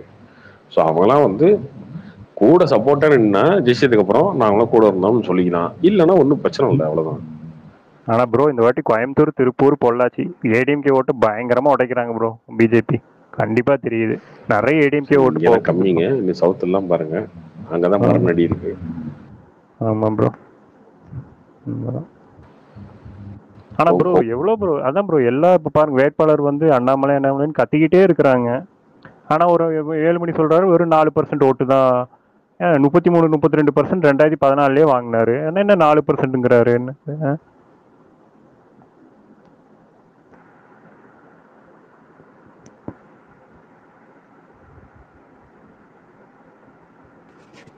ஜூன் 4 தெரியும் ப்ரோ கரெக்டா. நிறைய ஷாக் இருக்கும். ஆமா ப்ரோ.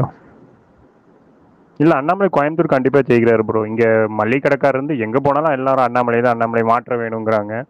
இவங்க ஏதோ இதுல பேசிட்டு இருக்கிறாங்க. அது மளிகை கடைக்கார போன வாட்டி ஏடிஎம்கே போட்டாரு. எல்லா ஏடிஎம்கே ஓட்டு தான் பிஜேபிக்கு வருது. இவங்க ரியாலிட்டி இல்லாம ஏதோ பேசிட்டு இருக்கிறாங்க.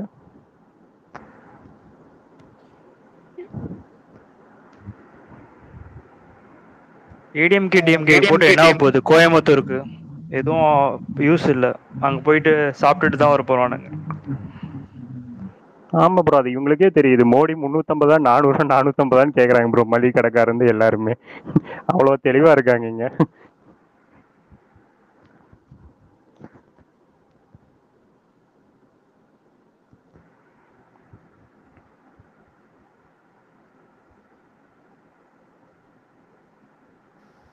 இப்போ கோயம்புத்தூர்ல முஸ்லிம்ஸும் இருக்காங்களா? அண்ணாமலை அவுட்ரீச் பண்றாருங்களா முஸ்லிம்ஸ் ஓட்டுக்கு? இல்ல ஐ மீன் வராதுங்க. என்ன பண்ணாலும் வராதுங்க.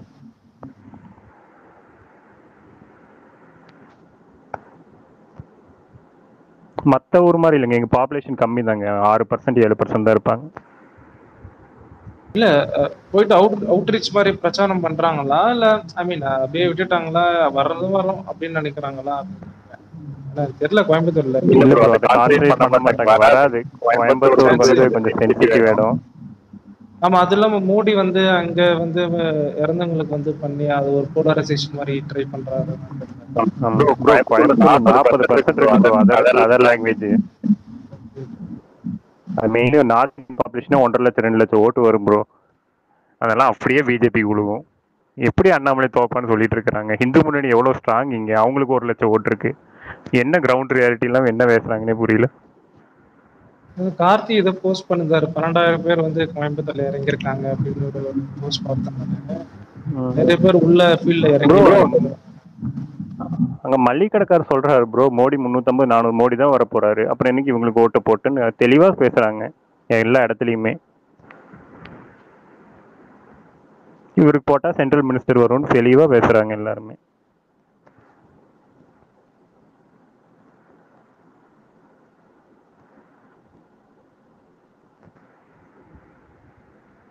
கோவை தவிர வேற எதனா தொகுதியில சான்ஸ் இருக்குங்களா? ஐ மீன் ரொம்ப க்ளோஸா ஃபைட் பண்றது. திருநெல்வேலி நான் நினைக்கிறேன். திருப்பூர் ஜெயிக்கலாம் ப்ரோ. திருப்பூர் ஓகே. கேண்டிடேட் யாரு? இவரு ஏபி முருகானந்தம். ஓகே ஓகே, அவரு. ஆமா ஆமா. பொள்ளாச்சி ஜெயிக்க முடியாது. Tirunelveli high chance bro. Tirunelveli கன்ஃபார்மா ஜெயிச்சிருவாங்க. ஏன்னா ஒரு செல்வாக்கே நல்லா ரொம்ப அதிகமா இருக்கு. 9 இப்போ ஓட் பர்சன்டேஜ் வந்து இப்போ கூட்டணி கட்சிங்களா வந்து தாமரையில நிக்கிறாங்களே. இப்போ கூட்டணினா அந்த தாமரைக்கு விடுற ஓட்டு தான் வரும், கரெக்டுங்களா? வேற சப்போஸ் அவங்க பிஜேபி இல்லைனாலும் கூட்டணி கட்சிங்க தாமரை சின்னத்துக்கு தான் ஓட்டு இன்க்ரீஸ் ஆகும், சப்போஸ் அவங்களுக்கு இருந்தாலும். அப்படிதானே? ஆமா ப்ரோ, சிம்பிளா போடுங்க. 7 சீட்ல நின்னாங்க 2014ல, 5% ஓட்டு. இப்ப 23 சீட்ல நிக்கிறாங்க. மினிமம் 15-18% ஓட்டு கண்டிப்பா ஒழுகும் பிஜேபி.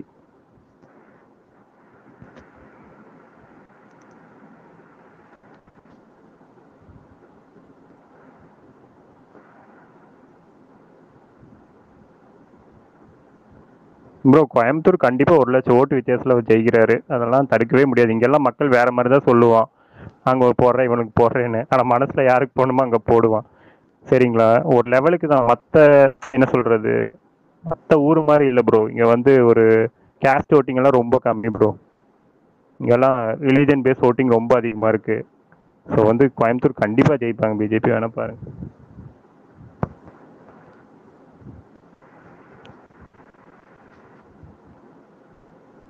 ஒரு போலரைசேஷன் வந்துச்சுன்னா வந்து இங்க கவுண்டர் நாயக் இந்த மாதிரி பேசிஸ்ல போடுவாங்க ப்ரோ நிறைய பேர். அது இல்லாம அண்ணாமலைக்கு யங்ஸ் போட்டிருக்கு, இந்து முன்னாடி போட்டிருக்காங்க, இந்தியன்ஸ் 1.5 லட்சம் இருக்காங்க. எப்படி துவப்பாங்கிறாங்க. யார் ப்ரோ டஃப் கொடுக்குறா? இது ஏடிஎம்கேவா டிஎம்கேவா? அது ரெண்டுல எது ஸ்ட்ராங்கா இருக்கு? ஏடிஎம்கே தான் ப்ரோ. ஏடிஎம்கே தானா? Okay okay. ஓட்டுக்கு 10,000 ரூபா 5,000 ரூபா கொடுப்பாரு அவரு.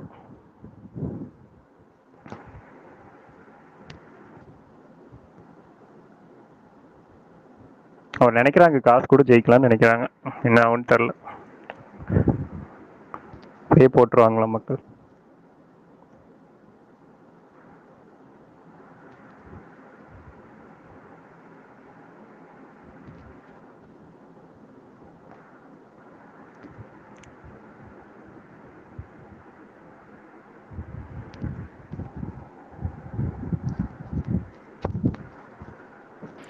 கேக்குதா?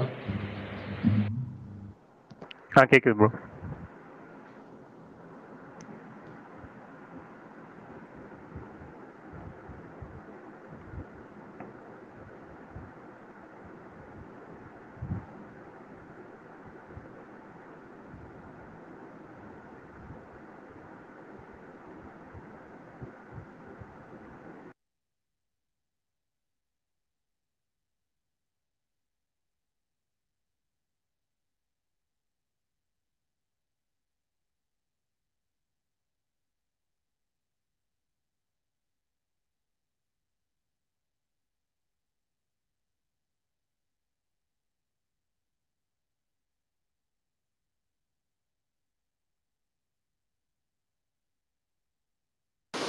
சொல்லுங்க ப்ரோ, யாருக்கு சொல்லுங்க.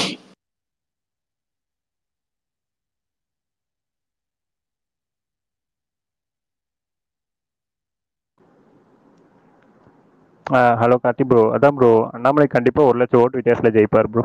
ஏன்னா இங்கே எல்லாருமே மோடி தான் வரப்போறாருன்னு சொல்கிறாங்க. அந்த இதில் இவர் வந்தால் தான் சென்ட்ரல் மினிஸ்டர் வரும் அப்படின்னு மளிகை கடைக்காரந்து எல்லாருமே சொல்கிறாங்க. ஸோ அந்த ஒரு ஒப்பீனியனே போதும் அண்ணாமலை ஜெயிக்கிறதுக்கு. அது தெரிஞ்ச விஷயம் தாங்க. அது இவங்களுக்கு தெரியாமல் கத்திட்டு இருப்பாங்க. ஜூன் 4 வரைக்கும் கத்திக்கிட்டு இருக்கட்டும். உங்களுக்கு ஜூன் 4ஆம் தேதி பார்த்துக்கோம். ஆமா ப்ரோ. ஆனா அவர் என்ன லாஸ்ட் ஏடிஎம்கே கேண்டிடேட் தான் உங்களுக்கு க்ளோஸா வராங்க. அவர் காசு 5000 கொடுத்து 6000 கூட ஜெயிக்கலாம்னு நினைக்கிறேன். காசு கொடுத்தா வாங்கிக்கோங்க, எல்லாம் கொள்ளடிச்சு காசு தானே போன ஆட்சியில நீங்க வச்சுக்கோங்க எல்லாரும். ஆமா ப்ரோ, போன தடவை செந்தில் பாலாஜி கவுன்சில் எலெக்ஷனுக்கு கொலுசு என்ன காசு கொடுத்தா ஓட்டு போட்டுறாங்க, இவன் நினைச்சு கடவுள் காணிட்டு இருக்காங்க பாருங்க. இல்ல ப்ரோ, நம்புறாங்க ப்ரோ. அது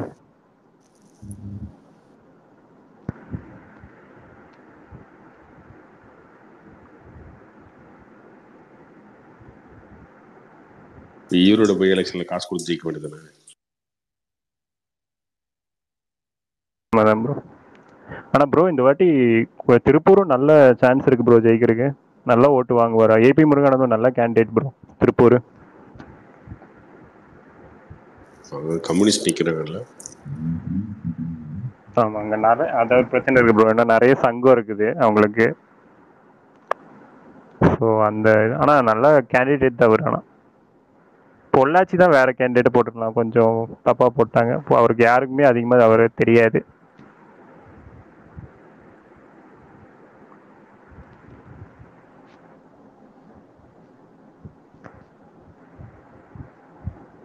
அவங்க ஈஸியா 5ல-இருந்து 10 தொகுதி ஜெயிப்பாங்க.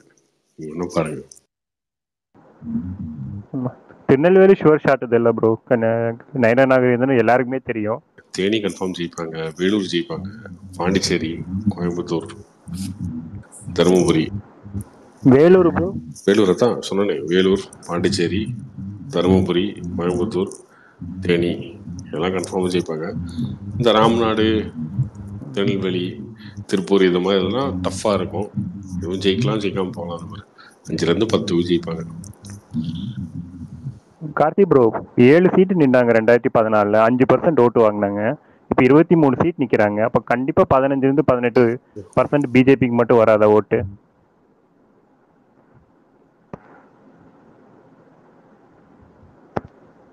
ஈஸியா வருங்க, ஈஸியா வராது. அப்பனா கூட்டணி எல்லாம் சேர்த்து 25-26 தாண்டிடுவாங்கன்னு நினைக்கிறேன். ஏன்னா பாமகக்கு 5 இருக்கு. நீங்க வேணா பாருங்க, ஜூன் 4ஆம் தேதி வந்து இவிஎம் மிஷின் ஹேக் பண்ணிட்டாங்கன்னு சொல்லி புலம்பி கதறி அழுது போறானுங்க. அப்படி சொல்லி அழுவு போறாங்க. ஆமா ப்ரோ, பிஜேபிக்கு தான் 3-4% ஓட்டுன்னு சொல்லிட்டு அவரு. ஆனா எப்ப பார்த்தாலும் அந்த கேண்டிடேட் வந்து அண்ணாமலை பத்தி தான் பேசிட்டு இருக்காரு. நாம் தமிழர் கேண்டிடேட்டும் அண்ணாமலை பத்தி தான் பேசுறாங்க. ஆனா கேட்டா 4% ஓட்டு தான் இருக்கு இப்படி இப்படின்னு பேசிட்டு இருக்காரு.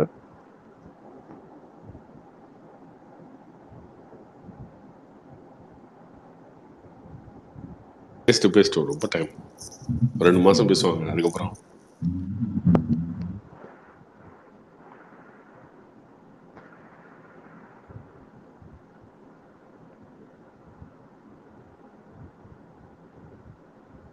ஏன்னா ப்ரோ சேலம்ல கண்டிப்பா ஏடிஎம்கே ஜெயிக்க முடியாதுல்ல ப்ரோ? ஏன்னா பிஎம்கே கண்டிப்பா ஒரு 15-25% ஓட்ட பிரிப்பாங்கல்ல. சேலத்துல திமுக ஜெயிச்சிருவோம், ஈஸியா ஜெயிச்சிருவோம். பிஎம்கே கண்டிப்பா பிரிச்சிருவாங்க ஓட்டு இல்லைங்களா? ஒரு 15 பிரிச்சிருவாங்க, 15%.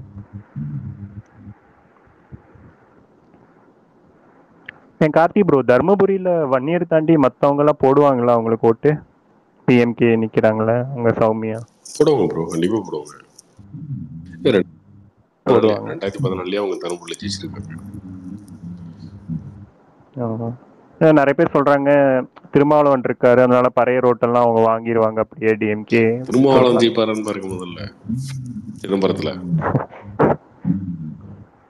சும்மா தான் சொல்றாங்களே ப்ரோ, இல்ல எஸ்சி ஓட்டு ஃபுல்லா அவர் கையில இருக்கு அப்படின்னு. ஃபுல்லா இல்ல இல்ல அவர் ஜெயிப்பாருன்னு பாருங்க.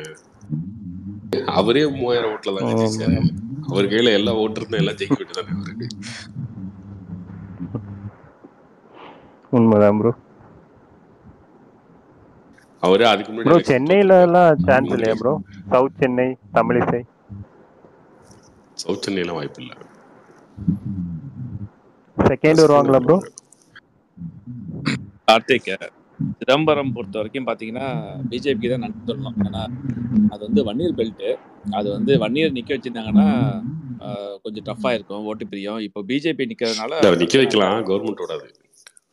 அதான் ஏடிஎம்கே இது பண்ணிடும், வின் பண்றதுக்கு வாய்ப்பு நிறைய இருக்கு. போட்டின்னு பார்த்தீங்கன்னா திருமாவளவனுக்கு ஏடிஎம்கேக்கு தான். அங்க பிஜேபிக்குலாம் ஒன்றும் அந்த அளவுக்கு சிதம்பரத்தில் கிடையாது. ஸோ அவர் மளிகை கடைக்காரர் சொன்னார், ஒரு கசாப்பா கடைக்காரர் தான் சொன்னார் அண்ணாமலை வந்து கொஞ்சம் டஃப்னு தான் சொன்னார். மளிகை கடைக்காரர் சொன்னார் அண்ணாமலை ஜெயிக்கிட்ட ஒன்றும் பிரச்சனை இல்லை, நீங்கள் சொல்கிற மாதிரிலாம் 1 லட்சம் ஓட்டுலலாம் வாய்ப்பே கிடையாது. இப்போ திருமாவளவன் போன எலெக்ஷனில் எப்படி நின்று ஜெயிச்சாரோ விளிம்பில் தான் ஜெயிக்கிறதுக்கு வாய்ப்பு இருக்குது. ஏடிஎம்கே கேண்டிடேட் வந்து பயங்கர டஃப் கொடுப்பாரு. சரி 1000 ஓட்டுல ஜெயிக்கிட்டோம், ஜெயிச்சு தானே என்ன இருக்கு. அது நானும் அதானே சொல்றேன். அவர் இன்னும் 1 லட்சம் ஓட்டுன்னு அப்படியே போற பக்கம் அடிச்சு விட்டு போறாருல்ல. அது எங்களுக்கு என்னங்க 1000 ஓட்டுல ஜெயிச்சாலும் நாங்க தான் ஜெயிச்சோம், அவ்வளவுதான். என்ன இருக்கு ஜெயிக்கிட்டோம். பட் அதிமுக வந்து பயங்கர டஃப் கொடுப்பாங்க. அதையும் மீறி தான் மாறி தான் வந்துட்டு இருக்கு. நீங்க நினைக்கிற மாதிரிலாம் அவர் 18% 40% எடுங்க ஓட்டு, ஒன்றும் பிரச்சனை இல்லை. பிஜேபி ஒன்றும் ப்ரோ எதுக்கு ப்ரோ ஏடிஎம்கே ஓட்டு போடணும்? அவங்க வர போறதே இல்லை, பிரைம் மினிஸ்டர் கேண்டிடேட்டே இல்லை, யார் போடுவா? என்ன ப்ரோ பேசிட்டீங்க? கோயம்புத்தூர்லாம் நல்லா ஃபுல்லா படிச்சவங்க அதெல்லாம் பார்த்து தான் போடுவாங்க. அப்படின்னு பார்த்தா டிஎம்கேக்கு ஓட்டு போடணும் அவசியம் கிடையாது. டிஎம்கே எப்படியும் தெரியும் அங்க மோடி தான் வருவாருன்னு எல்லாருக்கும் தெரியும். எதுக்கு வேஸ்டா மக்கள் டிஎம்கே? அதனாலதான் பிஜேபிக்கு ஜெயிக்குன்னு சொல்றோம். அது ரைட்டு, ஜெயிக்கட்டும். ஆனா ஜெயிக்க முடியாதுன்னு சொல்லு. தமிழ்நாட்டுல வந்து முடியாதுல்ல. ஒரு சீட்டு அவ்வளவுதான். இந்த கோயம்புத்தூர் ஏங்க உங்களோட கூட்டணி வச்சுதாங்க தோத்து போனாங்க 2019. அவங்க தனியா நின்று 2 ஜெயிச்சாங்க. எல்லாம் உங்களால தாங்க. உங்க டுபாகூர் ஏடிஎம்கேவோட கூட்டணி வச்சுதான் அவங்க தோத்து போனாங்க. ஓகே, என்ன வேணாலும் பண்ணுங்க. ஆனா இப்போ இந்த எலெக்ஷன்ல வந்து ஒரு சீட்டு அவ்வளவுதான். அண்ணாமலைங்கிறத ஒரு சீட்டு விளிம்புல வெற்றி பெற வாய்ப்பு. உங்களுக்கு அது கூட வராது. பார்க்கலாம் கார்த்திக். 4ஆம் தேதி தானே கார்த்திக், விடுங்க. அமாவாசைக்கு அடுத்த நாள் தானே, பார்த்துக்கலாம். அமாவாசைக்கு அடுத்த நாள் வளர்ப்பிறை தான், பார்த்துக்கலாம். ஆமா, ஐ மீன் நான் ஜூன் 3 சொன்னேன். அமாவாசை அன்னைக்கு ஜூன் 3 தெரியாது. நான் சொன்னது வந்து அமாவாசைக்கு அடுத்த நாள். அமாவாசையா இருந்தாலும் பௌர்ணமியா இருந்தாலும் உங்களுக்கு அவ்வளவுதான், அதோட முடிஞ்சது. பார்த்துக்கலாம் விடுங்க. என்ன இப்போ ஜூன் 4 தானே, அப்போ தெரியும். இப்போ 10 தொகுதி யாராவது சொன்னீங்க பிஜேபி வந்து ஜெயிக்க போகுதுன்னு. ஓகே, பார்த்துக்கலாம். நம்ம ஒரு சீட்டு தான். நீங்க சொல்லுங்களேன். ஏடிஎம்கேங்கெல்லாம் ஜெயிக்கணும் ஏதாவது சொல்லுங்க. நான் சொல்லிட்டேன், நீங்க சொல்லுங்க. ஏடிஎம்கே நான் சொல்றேன், ஓட்டு பெரியதுனால ஏடிஎம்கே வாய்ப்பு கம்மி தான். அப்புறம் ஏன் பேசுறீங்க? 3 to 4 3 ஏதோ ஒரு தொகுதி சொல்லுங்க. நான் தொகுதி பேரை சொல்லி தான் சொன்னேன். 10ன்னு சும்மா ரேண்டமா அடிச்சு விட்டுனேன். ஈரோடு, அப்புறம் திருச்சியில டிடிவி நிக்கிறாரு, அவர் கட்சி நிக்குது. டிடிவி கட்சி நிக்குது. இருக்கட்டும். அவர் திருச்சியில 1 லட்சம் ஓட்டு வாங்கியிருக்காரு. இருக்கட்டும். டிடிவி நிக்கட்டும். தென்சென்னைக்கும் வாய்ப்பு இருக்கு. தென்சென்னைக்கும் விளிம்புல வாய்ப்பு இருக்கு. தமிழ்ச்சை தங்க பாண்டியன் சென்னையில உங்களுக்கு ஓட்டே இல்ல ஜெயலலிதா இருக்கும் போதே வாய்ப்பு இருக்குதான் சொல்றேன். டஃப் இருக்கு. நான் வந்து கேண்டிடேட் வச்சு தான் சொல்லிட்டு இருக்கேன். நம்ம ஓட்டை வச்சு சொல்ல, அந்த கேண்டிடேட் வச்சு தான் சொல்லிட்டு இருக்கேன். டிஎம்கே கேண்டிடேட், ஏடிஎம்கே கேண்டிடேட் வச்சு தான் சொல்லிட்டு இருக்கோம். ஏடிஎம்கே கேண்டிடேட் யாரு? ஏடிஎம்கே கேண்டிடேட் ஜெயக்குமார் பையன். ஆமா, அவர் ஜெயிச்சிருவாரா? ஜெயிப்பாரு நான் சொல்ல, டஃப் கொடுப்பாரு. ஜெயிக்கிறதுக்கு வாய்ப்பு இருக்காங்க தென் சென்னையில. டிஎம்கே கேண்டிடேட் வீக்னால டிஎம்கே கேண்டிடேட் வந்து அந்த அளவுக்கு மக்கள் அதிருப்தி இருக்காது. பயங்கர ஸ்ட்ராங்கா அவங்களை கம்பேர் பண்ணும்போது ஸ்ட்ராங் தான். டிஎம்கே கேண்டிடேட் கம்பேர் பண்ணும்போது ஸ்ட்ராங் தான். ஓகே, வேற என்ன? இப்போ நீங்க 2014 ரிசல்ட்லாம் எடுத்து பாத்தீங்கன்னா இல்லையா, 1 லட்சம் ஓட்டு போன எலெக்ஷன்ல மக்கள் நீதி மையம் வாங்கினாங்க. 1 சில்லறையோ 1.40 தான் வாங்கினாங்க. அந்த ஓட்டுலாம் யாருக்கு உங்களுக்கு வரும்னு நினைச்சிட்டீங்களா நீங்க? சவுத் சென்னையில மக்கள் நீதி ஓட்டு யார் ஓட்டு? புதுசா ஒரு கட்சி வரும்போது நார்மலா போடுறது வழக்கம் தான். இன்னைக்கு மக்கள் நீதி மையம் அதே வாங்கிடுமா? சொல்லுங்க. மக்கள் நீதி மையம் எலெக்ஷன்ல நிக்கலங்க. இல்ல, அந்த ஓட்டு இப்ப நின்னாலும் அந்த ஓட்டு வாங்கிடுமா? அந்த ஓட்டெல்லாம் பிஜேபி தாங்க வரும் அப்படின்னு நீங்க நினைக்கிறீங்க. உங்கள் வாழ்த்து. சென்னையில எல்லாம் ஏடிஎம்கே வந்து 3வது தான். ரைட், ஓகேங்க. தமிழிசை வந்து 3வது, அட்லீஸ்ட் 3வது வருவாங்களான்னு வேண்டிங்க. ப்ரோ 2014ல வந்து கருணாநிதி ஜெயலலிதா இருக்கும் போதே பிஜேபி வந்து 24% வாங்கினாங்க சவுத் சென்னையில. தமிழிசை சவுந்தரராஜனை பத்தி சொல்லிட்டு இருக்க. தமிழிசை சவுந்தரராஜன் யாரா இருந்தா ப்ரோ, மோடி பிரைம் மினிஸ்டர், அதுக்கு தான் போடுவாங்க. அது வந்து இன்னொன்னு சொல்லிடுறேன். கார்த்திக் கேட்டாரு 3 தொகுதி கேட்டார் இல்லையா? சிதம்பரமும் வாய்ப்பு இருக்கு கார்த்திக். சிதம்பரம் வந்து இப்போ வன்னியர் ஓட்டு வந்து நான் பக்கத்து இதில் தான் சொல்கிறேன், பக்கத்து டெல்டா மாவட்டத்தில் தான் நான் சொல்லிட்டு இருக்கேன். வன்னியர் ஓட்டு வந்து பிஜேபிக்கு இப்போ இருக்கிற கேண்டிடேட் பார்த்தீங்கன்னா பிஜேபிக்கு இது பண்ணுறது கஷ்டம். ஏங்க அது வன்னியர் வந்து ஓட்டு வன்னியர் ஓட்டுனா வன்னியர் ஓட்டு பாமக என் கூட இருக்காங்க, எப்படிங்க உங்களுக்கு வன்னியர் ஓட்டு வரும்? அதுதான் அதுதான் வன்னியர் அதுதான் வன்னியர் அதுதான் இது என்ன அதுதான் அதான் அது அரசியல். அதுதான் அரசியல்னு என்ன புரியல எனக்கு. எப்படி அது சம்மந்தமே இல்லாமல் பேசிட்டு இருக்கீங்க? ஏதாவது பாமக இங்க அதாங்க இருக்கு, வன்னியர் கட்சி இங்க இருக்கு, அப்புறம் வன்னியர் ஓட்டு உங்களுக்கு இருக்கட்டும் வரும்னு எப்படி வரும்? இருக்கட்டும். ஆனால் வன்னியர் ஓட்டு வந்து அந்த கேண்டிடேட் வந்து இவர் நிற்கிறார் இல்லையா, சந்திரகாசன் நிற்கிறார் இல்லையா, அந்த கேண்டிடேட் வந்து powerful than Thirumavalavan and BJP யார் நிற்கிறா அவங்க இவங்க லேடி பேர் மறந்துட்டேன். இல்லைங்க, ஏதாவது அவங்களோட லாஜிக்கா சொல்லுங்க, லாஜிக் சொல்லி சொல்லுங்க. நீங்க வன்னியர் ஓட்டு எப்படிங்க வரும் அவருக்கு? நீங்கள் வன்னியர் ஓட்டுனா அந்த கட்சியில் இருக்கிற அந்த பொறுப்பில் இருக்கிறவங்கள விட்டுடுங்க. நார்மலாக வந்து வன்னியர் பீப்புள் இருக்காங்களே, ஒரு சாமானிய மக்கள் இருக்காங்களா, அவங்களுடைய ஓட்டு வந்து பிஜேபிக்கு போகாதுன்னு தான் நான் சொல்கிறேன். ஏன் போகாது? ஏன் பாமக கூட்டணியில் இருக்காங்களா இல்லையா? கூட்டணி அந்த நேரத்தில் கூட்டணிலாம் பார்க்க மாட்டாங்க கார்த்திக். என்னங்க அது? அப்புறம் பாமக எப்படி எலெக்ஷன் 5% ஓட்டு இருக்குது? இல்லை கார்த்திக் நீங்கள் பாருங்க கார்த்திக், பார்க்க தானே போகிறீங்க. அது பார்க்க தான் போறீங்கன்னா எனக்கு ஒரு புரியலங்க. போன எலெக்ஷன்ல வந்து பாமக கூட்டணி இருந்ததுனால எடுத்தீங்க நீங்க, அந்த பாமக இங்க இருக்கு இப்ப, அப்புறம் எப்படி உங்களுக்கு வன்னியர் ஓட்டு விழுவும்? ஜெயிக்கணுங்கிற இது இருக்குங்க. இப்போ வந்து கேண்டிடேட் வந்து ஜெயிக்கணும் வைக்கிறது இருக்கு. பிஜேபி அப்படின்னு வரும்போது அவங்க பிஜேபிக்கு போட மாட்டாங்க. அந்த தொகுதியோட நிலவரம் தெரியும். இப்போ வந்து பார்த்தீங்கன்னா சிதம்பரம் எடுத்தீங்கன்னா திருமாவளவனை தோற்கடிக்கணும், அதான் அவங்களுடைய குறிக்கோள். பிஜேபி போட்டால் கண்டிப்பாக அதுக்கு தாங்க பாமக அலைன்ஸ் யார்கிட்ட இருக்கோ அவங்களுக்கு தானே வன்னியர் ஓட்டு போடுவாங்க. அவங்க போட்டாலும் வேஸ்ட் தான். அது விழலுக்கு நீர் மாரி தான் போயிடும். அது பிஜேபி உங்களுக்கு போட்டா முப்போ ஏடிஎம்கே ஸ்டஃப் அதிகம். ஏடிஎம்கே ஓட்டு வங்கின்னு ஒண்ணு இருக்கு, அதோட சேர்ந்து உங்களுக்கு போட்டா என்னங்க, உங்களுக்கு போட்டா மட்டும் என்ன ஆயிரும்? அப்ப ஓட்டு போறவனுக்கு எது தெரியாதா? எங்களுக்கு போட்டா ஜெயிப்பாங்க. அப்படி நீங்க என்ன சொல்லுவீங்க? சரி, அப்படியே ஜெயிச்சா கூட என்னங்க பண்ணுவீங்க? அதை அவங்க யோசிக்க மாட்டாங்களா? சரி ஓகே போடுறோம், இப்ப ஜெயிச்சிட்டாரு, ஜெயிச்சு என்ன பண்ணிடுவாரு? ஒண்ணும் பண்ண முடியாது. இப்ப இவங்க என்ன பண்ணி அப்படியே உங்களுக்கு ஓட்டு போடணும் 30 இல்ல. அதான் இவர் எடப்பாடி என்ன சொல்லியிருக்காரு, போய் குரல் கொடுப்போம், தமிழ் மாநிலத்தின் உரிமையை வந்து நாங்க வந்து பேசுவோம்னு சொல்லியிருக்காருல்ல, அதை போய் பேச போறாங்க. இப்ப என்ன பண்ணிட்டு இருக்காங்க? இப்ப 38 இப்ப ஓட்டு கேட்டு 5 வருஷம் பண்ணாங்களே, இவங்க என்ன பண்ணாங்க? அதாவது இங்க பாருங்க, 2014 ஜெயலலிதா சாகும் போதே 37 எம்பி இருந்தாங்க. நீங்க என்ன குரல் கொடுத்தீங்க 2019 வரைக்கும்? என்ன பண்ணல? காஷ்மீர் பியூட்டிஃபுல் காஷ்மீர் பாட்டு பாடணும் பாத்தீங்களா ப்ரோ? குரல் கொடுத்தீங்க, அதெல்லாம் உங்களுக்கு தெரியாது. காஷ்மீர் பியூட்டிஃபுல் 2019 தாங்க வந்து திமுக ஜெயிச்சாங்க திரும்ப எம்பியில. அதுக்கு முன்னாடி 3 வருஷம் இருந்தீங்கல்ல, 3 வருஷம் உங்களுக்கு 37 எம்பி இருந்தாங்களே, என்ன குரல் கொடுத்துட்டீங்க நீங்க? நீங்க என்ன குரல் கொடுப்பீங்கன்னு தெரியாதா உங்களுக்குலாம்? அப்படின்னு பார்த்தா இப்ப எதுக்குங்க இப்போ ஸ்டாலினுக்கு தெரியாதா? இப்ப யாருன்னு இதுல சென்ட்ரல்ல ராகுலா வந்து உட்கார போது ஸ்டாலினுக்கு தெரியும், மோடிக்கு தான் உட்கார போது தெரியும். அப்புறம் அவங்க எதுக்கு நிக்கிறாங்க? அவங்க வந்து அவங்க எப்பயுமே ஆன்டி பிஜேபின்ற ஸ்டாண்ட் எடுத்தாங்க, நிக்கிறாங்க. அங்க போய் என்ன பண்ண போறாங்க? ஆன்டி பிஜேபி இங்க எடுக்கிறாங்க, அங்க போய் அவங்களா பிரைம் மினிஸ்டர் சொல்லி ஓட்டு கேட்பாங்க. மோடி தூக்கடிப்போம், ராகுல் காந்தி பிரைம் மினிஸ்டர்னு சொல்லி ஓட்டு கேட்பாங்க. நீங்க உங்களுக்கு எதுவுமே கிடையாதுங்க, உங்களுக்கு பேசுறதுக்கே எதுவுமே இல்லையே, அப்புறம் அப்படிலாம் நினைச்சா எந்த கட்சியுமே நிக்க முடியாது. இப்ப நான் தமிழ் நிக்க முடியாது, எதுவுமே நிக்க முடியாது. ஆமா, அதனாலதான் ஜெயிக்க முடியாதுன்னு சொல்றேன். 2014 ஜெயலலிதா ஓட்டு கிடையாது. இப்ப மோடியா லேடியா அவங்க துணை பிரதமர் ஆவாங்க, பிரதமர் ஆவாங்கன்னு தானே கேம்பெயின் பண்ணீங்க. நீங்க பண்ணுங்க பார்ப்போம். 4 தொகுதியில ஜெயிக்கிறதுக்கு நாங்க இதெல்லாம் ஜெயிச்சுட்டு இங்க போவோம்னா குரல் கொடுப்போம் அப்படின்னா, நீங்க குரல் கொடுத்ததெல்லாம் மக்களுக்கு தெரியாதா? ஏற்கனவே குரல் கொடுக்குறவங்க ஓட்டு போடுவாங்களா, சேரவங்களுக்கு ஓட்டு போடுவாங்களா? ஏங்க அங்க எம்பிலாம் போனா இப்ப நீங்க இருக்கிற 38 எம்பி போன எம்பின்னு நினைச்சீங்களா? அப்படி கிடையாதுல்ல, மாறலாம்ல. எல்லா டைமும் ஒரே மாதிரி தாங்க நானும் சொல்றேன். 2014 இருந்து 19 வரைக்கும் உங்களுக்கு தான் 37 எம்பி இருந்தாங்க. என்ன குரல் கொடுத்தீங்க, என்ன மாத்திட்டீங்க? என்ன குரல் கொடுத்தன்னு கிடையாது, என்ன பேசணுமா அதுதாங்க. என்ன பேசுங்க, அதுதாங்க மக்கள் கேட்பாங்க. கேட்கட்டும். இப்ப வந்து எடப்பாடி சொல்லிருக்காரு இல்லையா, கேட்பாங்க. அப்ப கொடுக்கல, இப்ப கொடுக்க போறேன்னு சொல்லுவீங்களா? அப்ப கொடுக்க போறோம், இப்ப கொடுக்க போறலாம் கிடையாது. இப்போ நம்ம என்ன 37 பேர் இருக்கும் போதே நீங்க குரல் கொடுக்கல, அப்புறம் 3 பேர் வச்சுக்கிட்டு என்ன குரல் கொடுக்க போறீங்க? ஒருத்தவங்க இருந்தாலும் பண்ணலாங்க, ஒரு ஆள் இருந்தாலும். இப்ப சட்டமன்றத்துல 234 பேர் இருக்கும் போது விஜயகாந்த் மட்டும் ஒரு ஆள் இருந்து குரல் கொடுக்கலையா? அவர் பேச்சு தான். விஜயகாந்த் எதிர்கட்சியா இருந்தாரு. விஜயகாந்த் ஒரு ஆள் கிடையாது, எதிர்கட்சி தலைவரா இருந்தாரு, சிஎம் ஆப்போசிட்ல உட்கார்ந்துருந்தாரு. அவர் ஒருத்தர்லாம் இல்ல, ஒருத்தரா இருக்கும்போது அவர் சட்டசபைக்கே போல தெரியுமா உங்களுக்கு 2006ல பெருசா சட்டசபை பாருங்க 2006ல இருந்து என்ன போனோம் எங்க போனாரு அவர் 2006ல இருந்து 11 வரைக்கும் போனாரு. அதிகமா ரொம்ப ரொம்ப நீங்க ரேரா தாங்க போனாரு.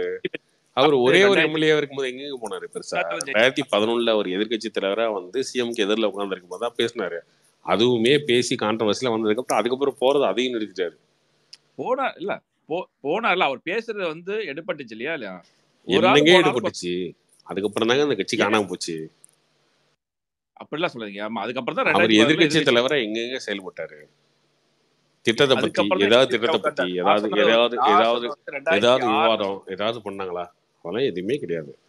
சும்மா சினிமா பாணியில வந்து சண்டை போட்டாரு எல்லாம் பண்ணாரு. அதுக்கப்புறம் அவங்க சஸ்பெண்ட் பண்ணாங்க வெளில வந்தாங்க. அதுக்கப்புறம் அந்த கட்சியில இருக்க 4 எம்எல்ஏ தூக்கிட்டு வந்துட்டாங்க இவங்க. அதுக்கப்புறம் இவர் போறதை நிறுத்திட்டாரு சட்டசபைக்கு. அதாங்க நடந்துச்சு. ஆளுங்கட்சி தூக்கிட்டு தான் வருவாங்க. இவங்க டிஎம்கே பண்ணது மாதிரி ஆமா தானே ஆமா அதுதான் மக்களுக்கெல்லாம் அது தெரியலங்க. நீங்க 37 எம்பி வச்சிருக்கும் போது என்ன பண்ணீங்க? நீங்களே எதுவும் பண்ணல அவங்களும் எதுவும் பண்ணல அப்படின்றது அவங்களுக்கு தெரியாதா மக்களுக்கு? கார்த்திக் இல்ல கார்த்திக் நான் வந்து உங்களை எதிர்த்து பேசல நான் இது சொல்றேன் இல்லைங்க நீங்க மக்கள் வந்து இந்த அண்ணாமலை லாஜிக்ல யோசிக்க மாட்டாங்களான்றேன். லாஜிக்கலா யோசனை பண்ணா ஏன் பிஜேபி தோக்குறாங்க இது வரைக்கும் தோத்துட்டு இருக்காங்க. இப்பயும் தோக்க தான் போறாங்க. அது வேற பிரச்சனை. அது ஜூன் 4 தாங்க பார்க்கணும். ஜூன் 4 தான் பார்க்கணும். இல்ல இது என்னுடைய கருத்து தான் நான் சொல்றேன். அண்ணாமலை ஓட்டுலாம் ஜெயிக்க முடியாது. அண்ணாமலை வந்து சரி நீங்க இல்ல நீங்க ஏன் தோத்தீங்க 2019ல? நல்லாட்சி தானே கொடுத்தீங்க. ஏன் 19 தோத்தீங்க? 2019 மக்களோட தீர்ப்பு. பிஜேபி தோத்தா இது உங்களுக்கு தோத்தா மக்கள் தீர்ப்பாது. பிஜேபி வளரவே இல்ல. இன்னும் ப்ரூவ் பண்ணவே இல்ல. அவங்க ப்ரூவ் பண்ண வளருதா இல்லைன்னா இந்த எலெக்ஷன் தானே பார்க்கணும் நீங்க. அதுதான் இது வரைக்கும் பண்ணல. சரி ப்ரோ ஏடிஎம்கேவோட அதிகமா எம்பி வாங்கிட்டா என்ன சொல்லிக்கிறீங்க? ஏடிஎம்கே விட்டு போறீங்களா? ஜெயலலிதா வந்து 136 எம்எல்ஏ விட்டு போனாங்க சரியா? 37 எம்பி வச்சுட்டு போனாங்க சாகும்போது. நீங்க அதுக்கப்புறம் அது ஏதாவது காப்பாத்துனீங்களா? அது கிடையாது. இருங்க ஏதாவது காப்பாத்துனீங்களா? அது கிடையாது. நீங்க பாருங்க உங்களுக்கு பாருங்க நீங்க நான் சொல்றேன் கேளுங்க. அதுக்கப்புறம் நீங்க நடந்த பை எலெக்ஷன்ல தோத்தீங்க, எம்பி எலெக்ஷன்ல தோத்தீங்க, லோக்கல் பாடி 2 எலெக்ஷன்ல தோத்தீங்க, அதுக்கப்புறம் ஈரோடு பை எலெக்ஷன்ல தோத்தீங்க. நீங்க என்ன ஒரே ஒரு இடத்துல ஏதாவது ஒரு எதுல ஜெயிச்சீங்க? எடப்பாடியோட ஆட்சி இல்ல ஒரு நிமிஷம் எடப்பாடி ஆட்சி வந்து வரதுக்கு இத்தனை எம்எல்ஏ வரணும்னு ஜெயிச்சமா இல்லையா? அதேதான் ஓட்டு போட்டவங்க தான் எடப்பாடிக்கு ஜெயிக்கிறதுக்கு ஓட்டு போட்டாங்க. அதுலயே அதிகமா ஜெயிச்சது திமுக தான். மற்றவர்கிட்ட நாங்க எங்க பதவிக்கு அவர் பதவிக்கு ஆபத்து இல்லாம ஜெயிச்சமா இல்லையா எம்எல்ஏ? ஏங்க அந்த பதவியை காப்பாத்தி கொடுத்தது பிஜேபி தான் உங்களுக்கு. அப்படி வரட்டீங்களா நீங்க? இல்லையா அது வாங்க பிஜேபிக்குலாம் ஓட்டு இருக்கீங்க. சரி பிஜேபிக்கு இல்லன்னு பாருங்க ப்ரோ. இல்ல ப்ரோ ஜூன் 4 பாருங்க.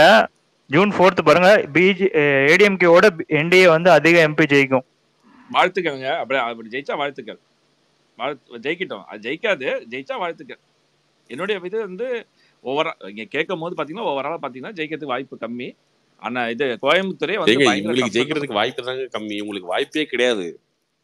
ரைட் இருக்கட்டும். அப்படியே நீங்க பேசுறீங்க. உங்களுக்கு கம்மி அதிகன்றதெல்லாம் கேம்பெயின் வச்சு அவங்க ஏத்திக்குவாங்க. உங்களுக்கு வந்து நீங்க 0ல இருக்கீங்க. இவங்களாவது கொஞ்சம் கம்மியா இருந்துச்சுன்னா ஏதோ முயற்சி பண்ணுவாங்க. அதுக்கப்புறம் மைனஸ்லயே இருக்கிறோம். நான் பிஜேபி பத்தி பேசிட்டு பிஜேபி 10% தாண்டிட்டோம்.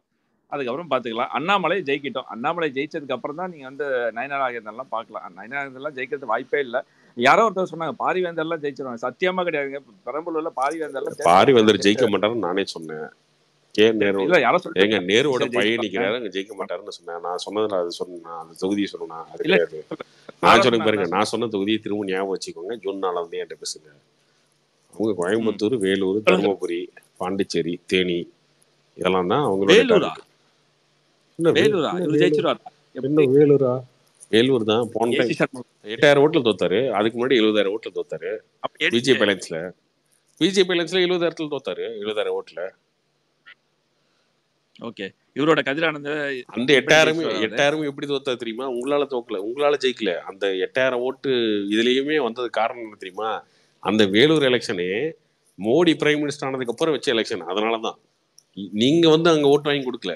மோடிக்காக விழுந்த ஓட்டு தான் அதுவும். என்ன இல்லையா சொல்லுங்க. இல்லைங்க ஏங்க அந்த எலெக்ஷன் நடக்காம எங்க மோடி திரும்ப பிரைம் மினிஸ்டர் ஆனதுக்கு அப்புறம் நடந்த எலெக்ஷன்றதுனால தாங்க 8000 ஓட்டு. நீங்க என்னமா கேம்பெயின் பண்ணி வாங்கி கொடுத்த மாதிரி பேசிட்டு இருக்கீங்க. அங்க அப்படி கிடையாதுங்க. நான் கேம்பெயின் பண்ண நான் சொல்லவே இல்லை. நம்ம இதோட சொன்னேன். என்னுடைய கணிப்பு நீங்க எப்படி ஒரு கணிப்பு சொல்றீங்களோ அதே மாதிரி என்னுடைய கணிப்பு நான் சொல்றேன் கார்த்திக். ஒன்றும் இல்லை. ஏன் கோவப்படுறீங்க? கேம்பெயின் நான் பண்ணல. கோவம் இல்லைங்க. நீங்க சொல்றேன் நீங்க சிரிக்கிறதுக்கு சொல்றேன். லாஜிக்கேலாம் சிரிக்கும் போது நாங்க அப்படிதான் சொல்லணும். வேற என்ன சிரிக்கல. சரி அப்படி சிரிக்கல. நான் ஏசி சண்முகத்தை நினைச்சு சிரிச்சேன். உங்களை நினைச்சுலாம் சிரிக்கல. அவரு ஜெயிச்சிருவாரான்னு நினைச்சு சிரிச்சேன். ஓகே அவரு வேற என்ன 2014 அவர் தோத்தது தெரியுமா?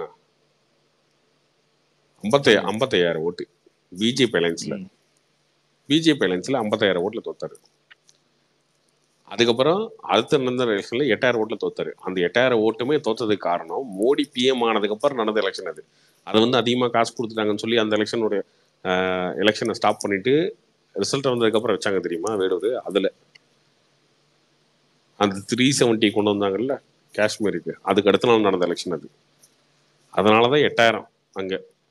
அதுக்கு முன்னாடி 55,000 ஓட்டு வித்தியாசத்தில் தோத்ததும் பிஜேபி அலைன்ஸ்ல தான். உங்களால கிடையவே கிடையாதுங்க. உங்களால எதுவுமே பண்ண முடியாதுங்க. அதான் பாப்போம் கார்த்திக். 4ஆம் தேதி ஸ்பேஸ் போடுவீங்களா? உங்களுக்கு ஜெயலலிதா வச்சு கொடுத்துட்டு போனதுதாங்க மேக்சிமம். அதோட முடிஞ்சு போச்சுங்க. நீங்க இது இண்டிவிஜுவலா ஒரு எலெக்ஷன் ஜெயிக்காம ஏங்க சும்மா பேசிட்டு இருக்கீங்க? ஜெயிச்சு காட்டுறோம் கார்த்திக், கவலைப்படாது. இது இப்ப ஜெயிச்சு காட்டுறோமா இல்லையா? பிஜேபி வர இங்க தமிழ்நாட்டுல தலையெடுக்க விடாம பண்ணலாம். வேற ஒண்ணு பாத்துட்டு உங்களை எடுத்துட்டு போறாங்க மொத்தமா. எடுக்கட்டும். மக்கள் அது தலைவர் அவங்க டார்கெட் பண்ண பிரச்சனை இல்லை. மக்கள் இருக்காங்களே, ஏடிஎம்கேக்குன்னு ஒரு ஓட் பேங்க் இருக்கு இல்லையா, அது என்னைக்குமே மாறாது. அது என்னைக்குமே மாத்தி பிஜேபி குத்தாது. நீங்களே ஏடிஎம்கே சொல்லிட்டு இருக்கோம், அப்புறம் ஏடிஎம்கே ஓட் பேங்க் பேசிட்டு இருக்கீங்க. நீங்க ஏடிஎம்கே கிடையாது. நீங்க டிஎம்கேவோட பி டீம், பங்காளி கட்சி. நீங்க ஏடிஎம்கே கிடையாது. ஆமா, ஜெயலலிதா இருக்கும்போது இந்த மாதிரி பேசிருப்பீங்களா? என்னைக்காவது விட்டுருப்பாங்களா அந்த அம்மா? ஜெயலலிதா இருக்கும்போது திமுக சொம்படிச்சு பேசிருப்பீங்களா? திமுக சொம்படிச்சு பேசிருப்பீங்களா என்னைக்காவது? பேசிட்டு ஒருத்தர் பண்ண அந்த கட்சியில யாருங்க சொம்படிச்சா? பின்ன பங்காளி கட்சின்னு பேசுறீங்க. யாரு பங்காளி கட்சி? உங்களுக்கு திமுக தானே கட்சி பங்காளி கட்சி. நீங்க தான் சொன்னீங்க பங்காளி. உங்க கட்சியில இருக்கவங்க பேசிக்கிறாங்க. யார் சொன்னாங்க பங்காளி கட்சின்னு? நீங்க தான், பிஜேபி தான் சொல்லிருக்காங்க பங்காளின்னு.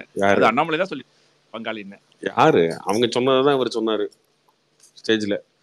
நாங்க திமுக அதிமுக பங்காளி மாதிரி நாங்க என்னைக்குனாலும் அடிச்சுக்குவோம், சேர்ந்துக்குவோம், ஆனா பிஜேபி வரக்கூடாது அப்படின்னு சொன்னது நீங்க தான். அதனாலதான் அவர் பங்காளி கட்சின்னு சொன்னது. ஜெயலலிதா இருக்கும்போது பேசியிருப்பீங்களா? என்னைக்காவது பேசிட்டு யாரும் கட்சியில இருந்திருப்பீங்களா அடுத்த நாள்? நீங்க அதிமுகவே கிடையாது. எதை பத்தி பேசுறேன்னு சொல்லுங்க. ஜெயலலிதா இருக்கும்போது என்னைக்காவது திமுக ஆதரவா ஏதோ ஒன்று பேசிட்டு நீங்க இருந்திருக்க முடியுமா? திமுக யாருமே பேசல. யார் பேசல? ஏங்க எடப்பாடி சொன்னாருங்க. எடப்பாடி அசம்பிளிலேயே பேசினாருங்க. இந்த பஸ் ஸ்டாண்ட்ல பிரச்சனையே இல்ல, ஏதோ சின்ன சின்ன இது இருக்குன்னு சொல்றாங்க, அதெல்லாம் பார்த்து சரி பண்ணுங்க மாண்பு முதல்வரே பேசினாருங்க.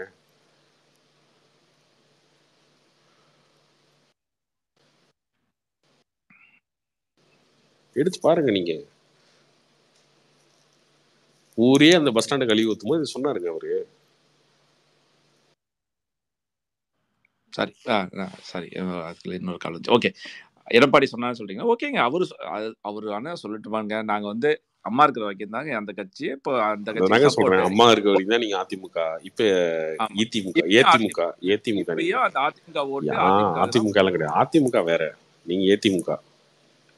ஓகே, நீங்க என்ன வேணாலும் வச்சுங்க. நாங்க ஏதிமுக வச்சுங்க, ஓபிஎஸ் திமுக என்ன வேணாலும் வச்சுங்க. பட் பிஜேபிக்குன்னு வரும்போது அந்த ஒரு வராதுன்னு சொல்றோம். வேற எதில் மக்களோட மனநிலை தான் பேசிட்டு இருக்கேன். நீங்க தடுக்கவே முடியாது அவங்கள. ரைட்டு. நீங்க உங்களையே காப்பாத்திக்க முடியாது. நீங்க பிஜேபிக்கு ஓட்டு வாங்கி தர முடியாது, ஓட்டை தடுக்கவும் முடியாது. சரி பாப்போம் கார்த்திக், விடுங்க கார்த்திக். 4ஆம் தேதி பார்க்கலாம், விடுங்க. இதுக்கு நம்ம இது பண்ணிட்டேன். சரி, உங்களோட இது 6 சொன்னீங்க. 6 7 10 சொன்னீங்களா பிஜேபி? 5லேருந்து 10. 5லேருந்து 10. Okay okay. சரி, என்னோட இது 1 அல்லது 0, அவ்வளோதாங்க. 0 இல்ல, அவரு நான் உங்களுக்காக பெருந்தன்மையா ஒத்துக்கிட்டீங்கன்னா சரி 0ன்னு. அதுதான் நாங்களும் சொல்லிட்டு இருக்கோம். நான் பிஜேபி பத்தி சொல்லிட்டு இருக்கேன். இல்ல ஒருத்தர் சொல்லிட்டு, நான் உங்களுக்கு பதில் கொடுக்க வரல. நான் ஒருத்தர் சொல்லிட்டு இருந்தார், அதிமுக சொல்லிட்டு கடைக்காரர் சொன்னாரு. சப்ப கடைக்காரர் சொன்னாரு, அண்ணாமலை. அதான், வேற எதுவும் இல்லை. அவருக்கு தான் பதில் கொடுக்க வந்தேன். மல்லிகை கடைக்காரர். ஓகே, சரி கார்த்திக், பாப்போம் கார்த்திக். 4ஆம் தேதி எடப்பாடி லாஜிக்கே இல்லாம ஒரு எலெக்ஷன் இருக்காரு. அதுக்கும் லாஜிக்கே இல்லாம நீங்க பேசிட்டு இருக்கீங்க. என்ன பண்ண முடியும்? அவருடைய பேச்சு தான் இப்போ வந்து எடுபட்டு இருக்கு. அண்ணாமலை எங்க பேச்சு ஈடுபடுது? அதுவும் சொல்லல. அவருடைய பேச்சு தான் இப்போ எலெக்ஷன் பேச்சு தான் இங்க வைரலா போயிட்டு இருக்கு. எங்க போயிட்டு இருக்கு வைரலா? நீங்க அதிமுக பாக்கலன்னா அதிமுக பேஜ்லயா? இல்ல நீங்க பாக்கலன்னா என்ன பண்ண முடியும்? நீங்க அண்ணாமலை பார்த்துட்டு இருப்பீங்க. அவர் அண்ணாமலை பேச்சும் நல்லா தான் போயிட்டு இருக்கு. பட் இவரோட எடப்பாடி பேச்சு வந்து நீங்க ஓவராலா கம்பைன் பாத்தீங்கன்னா எடப்பாடியோட பேச்சு தான் டாப்ல இருக்கு. என்ன பேசினாரு அந்த மாதிரி? அவர் உங்களுக்கு எல்லாம் பேசல, இவருக்கு இந்த உதயநிதிக்கு பதில் கொடுத்துட்டு அந்த இதெல்லாம் ஸ்டாலின் பதில் கொடுத்துலாம் பேசுறதெல்லாம் பயங்கர பங்காளி சண்டையா? வாட் எவர் இட் இஸ் வச்சுங்க, பங்காளி வச்சுங்க, தோழர் வச்சுங்க, நானும் வச்சுங்க. அந்த இது அவருடைய எலெக்ஷன் இதுதான் இன்னைக்கு கேம்பெயின் தான் போயிட்டு இருக்கு. அதுதான் சொல்ல வந்தோம். அதனால தான் இன்னைக்கு களம் வந்து கோயம்புத்தூர்ல மாறிட்டே இருக்கு. இன்னைக்கு வந்து அண்ணாமலை வந்து ஈஸியாலாம் ஜெயிச்சிட முடியாது, 1,00,000 ஓட்டுலாம் ஜெயிக்க முடியாது. நீங்க சொன்ன மாதிரி 1000 ஓட்டு ஜெயிச்சாலும் ஜெயிச்சது தான். அது ஓகே, ஜெயிக்க அவர் நானே சொல்றேங்க அண்ணாமலை ஜெயிப்பாருங்க.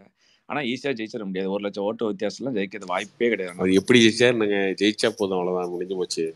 வாழ்த்துக்கள் அண்ணாமலை ஜெயிக்கிற வாழ்த்துக்கள். ராஜ்குமார் கொண்டு 3ஆம் இடத்துல கொண்டாந்து நிப்பாட்டினா ரொம்ப சந்தோஷம், அவ்வளவுதான். யாரு கொண்டது? Rajkumar, DMK candidate.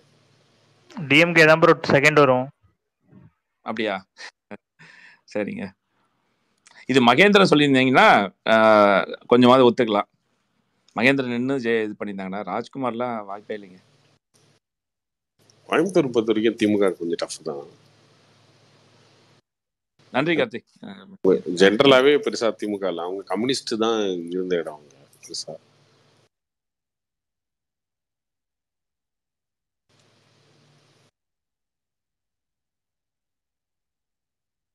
சரி ப்ரோ, ஓகே, பாய், குட் நைட்.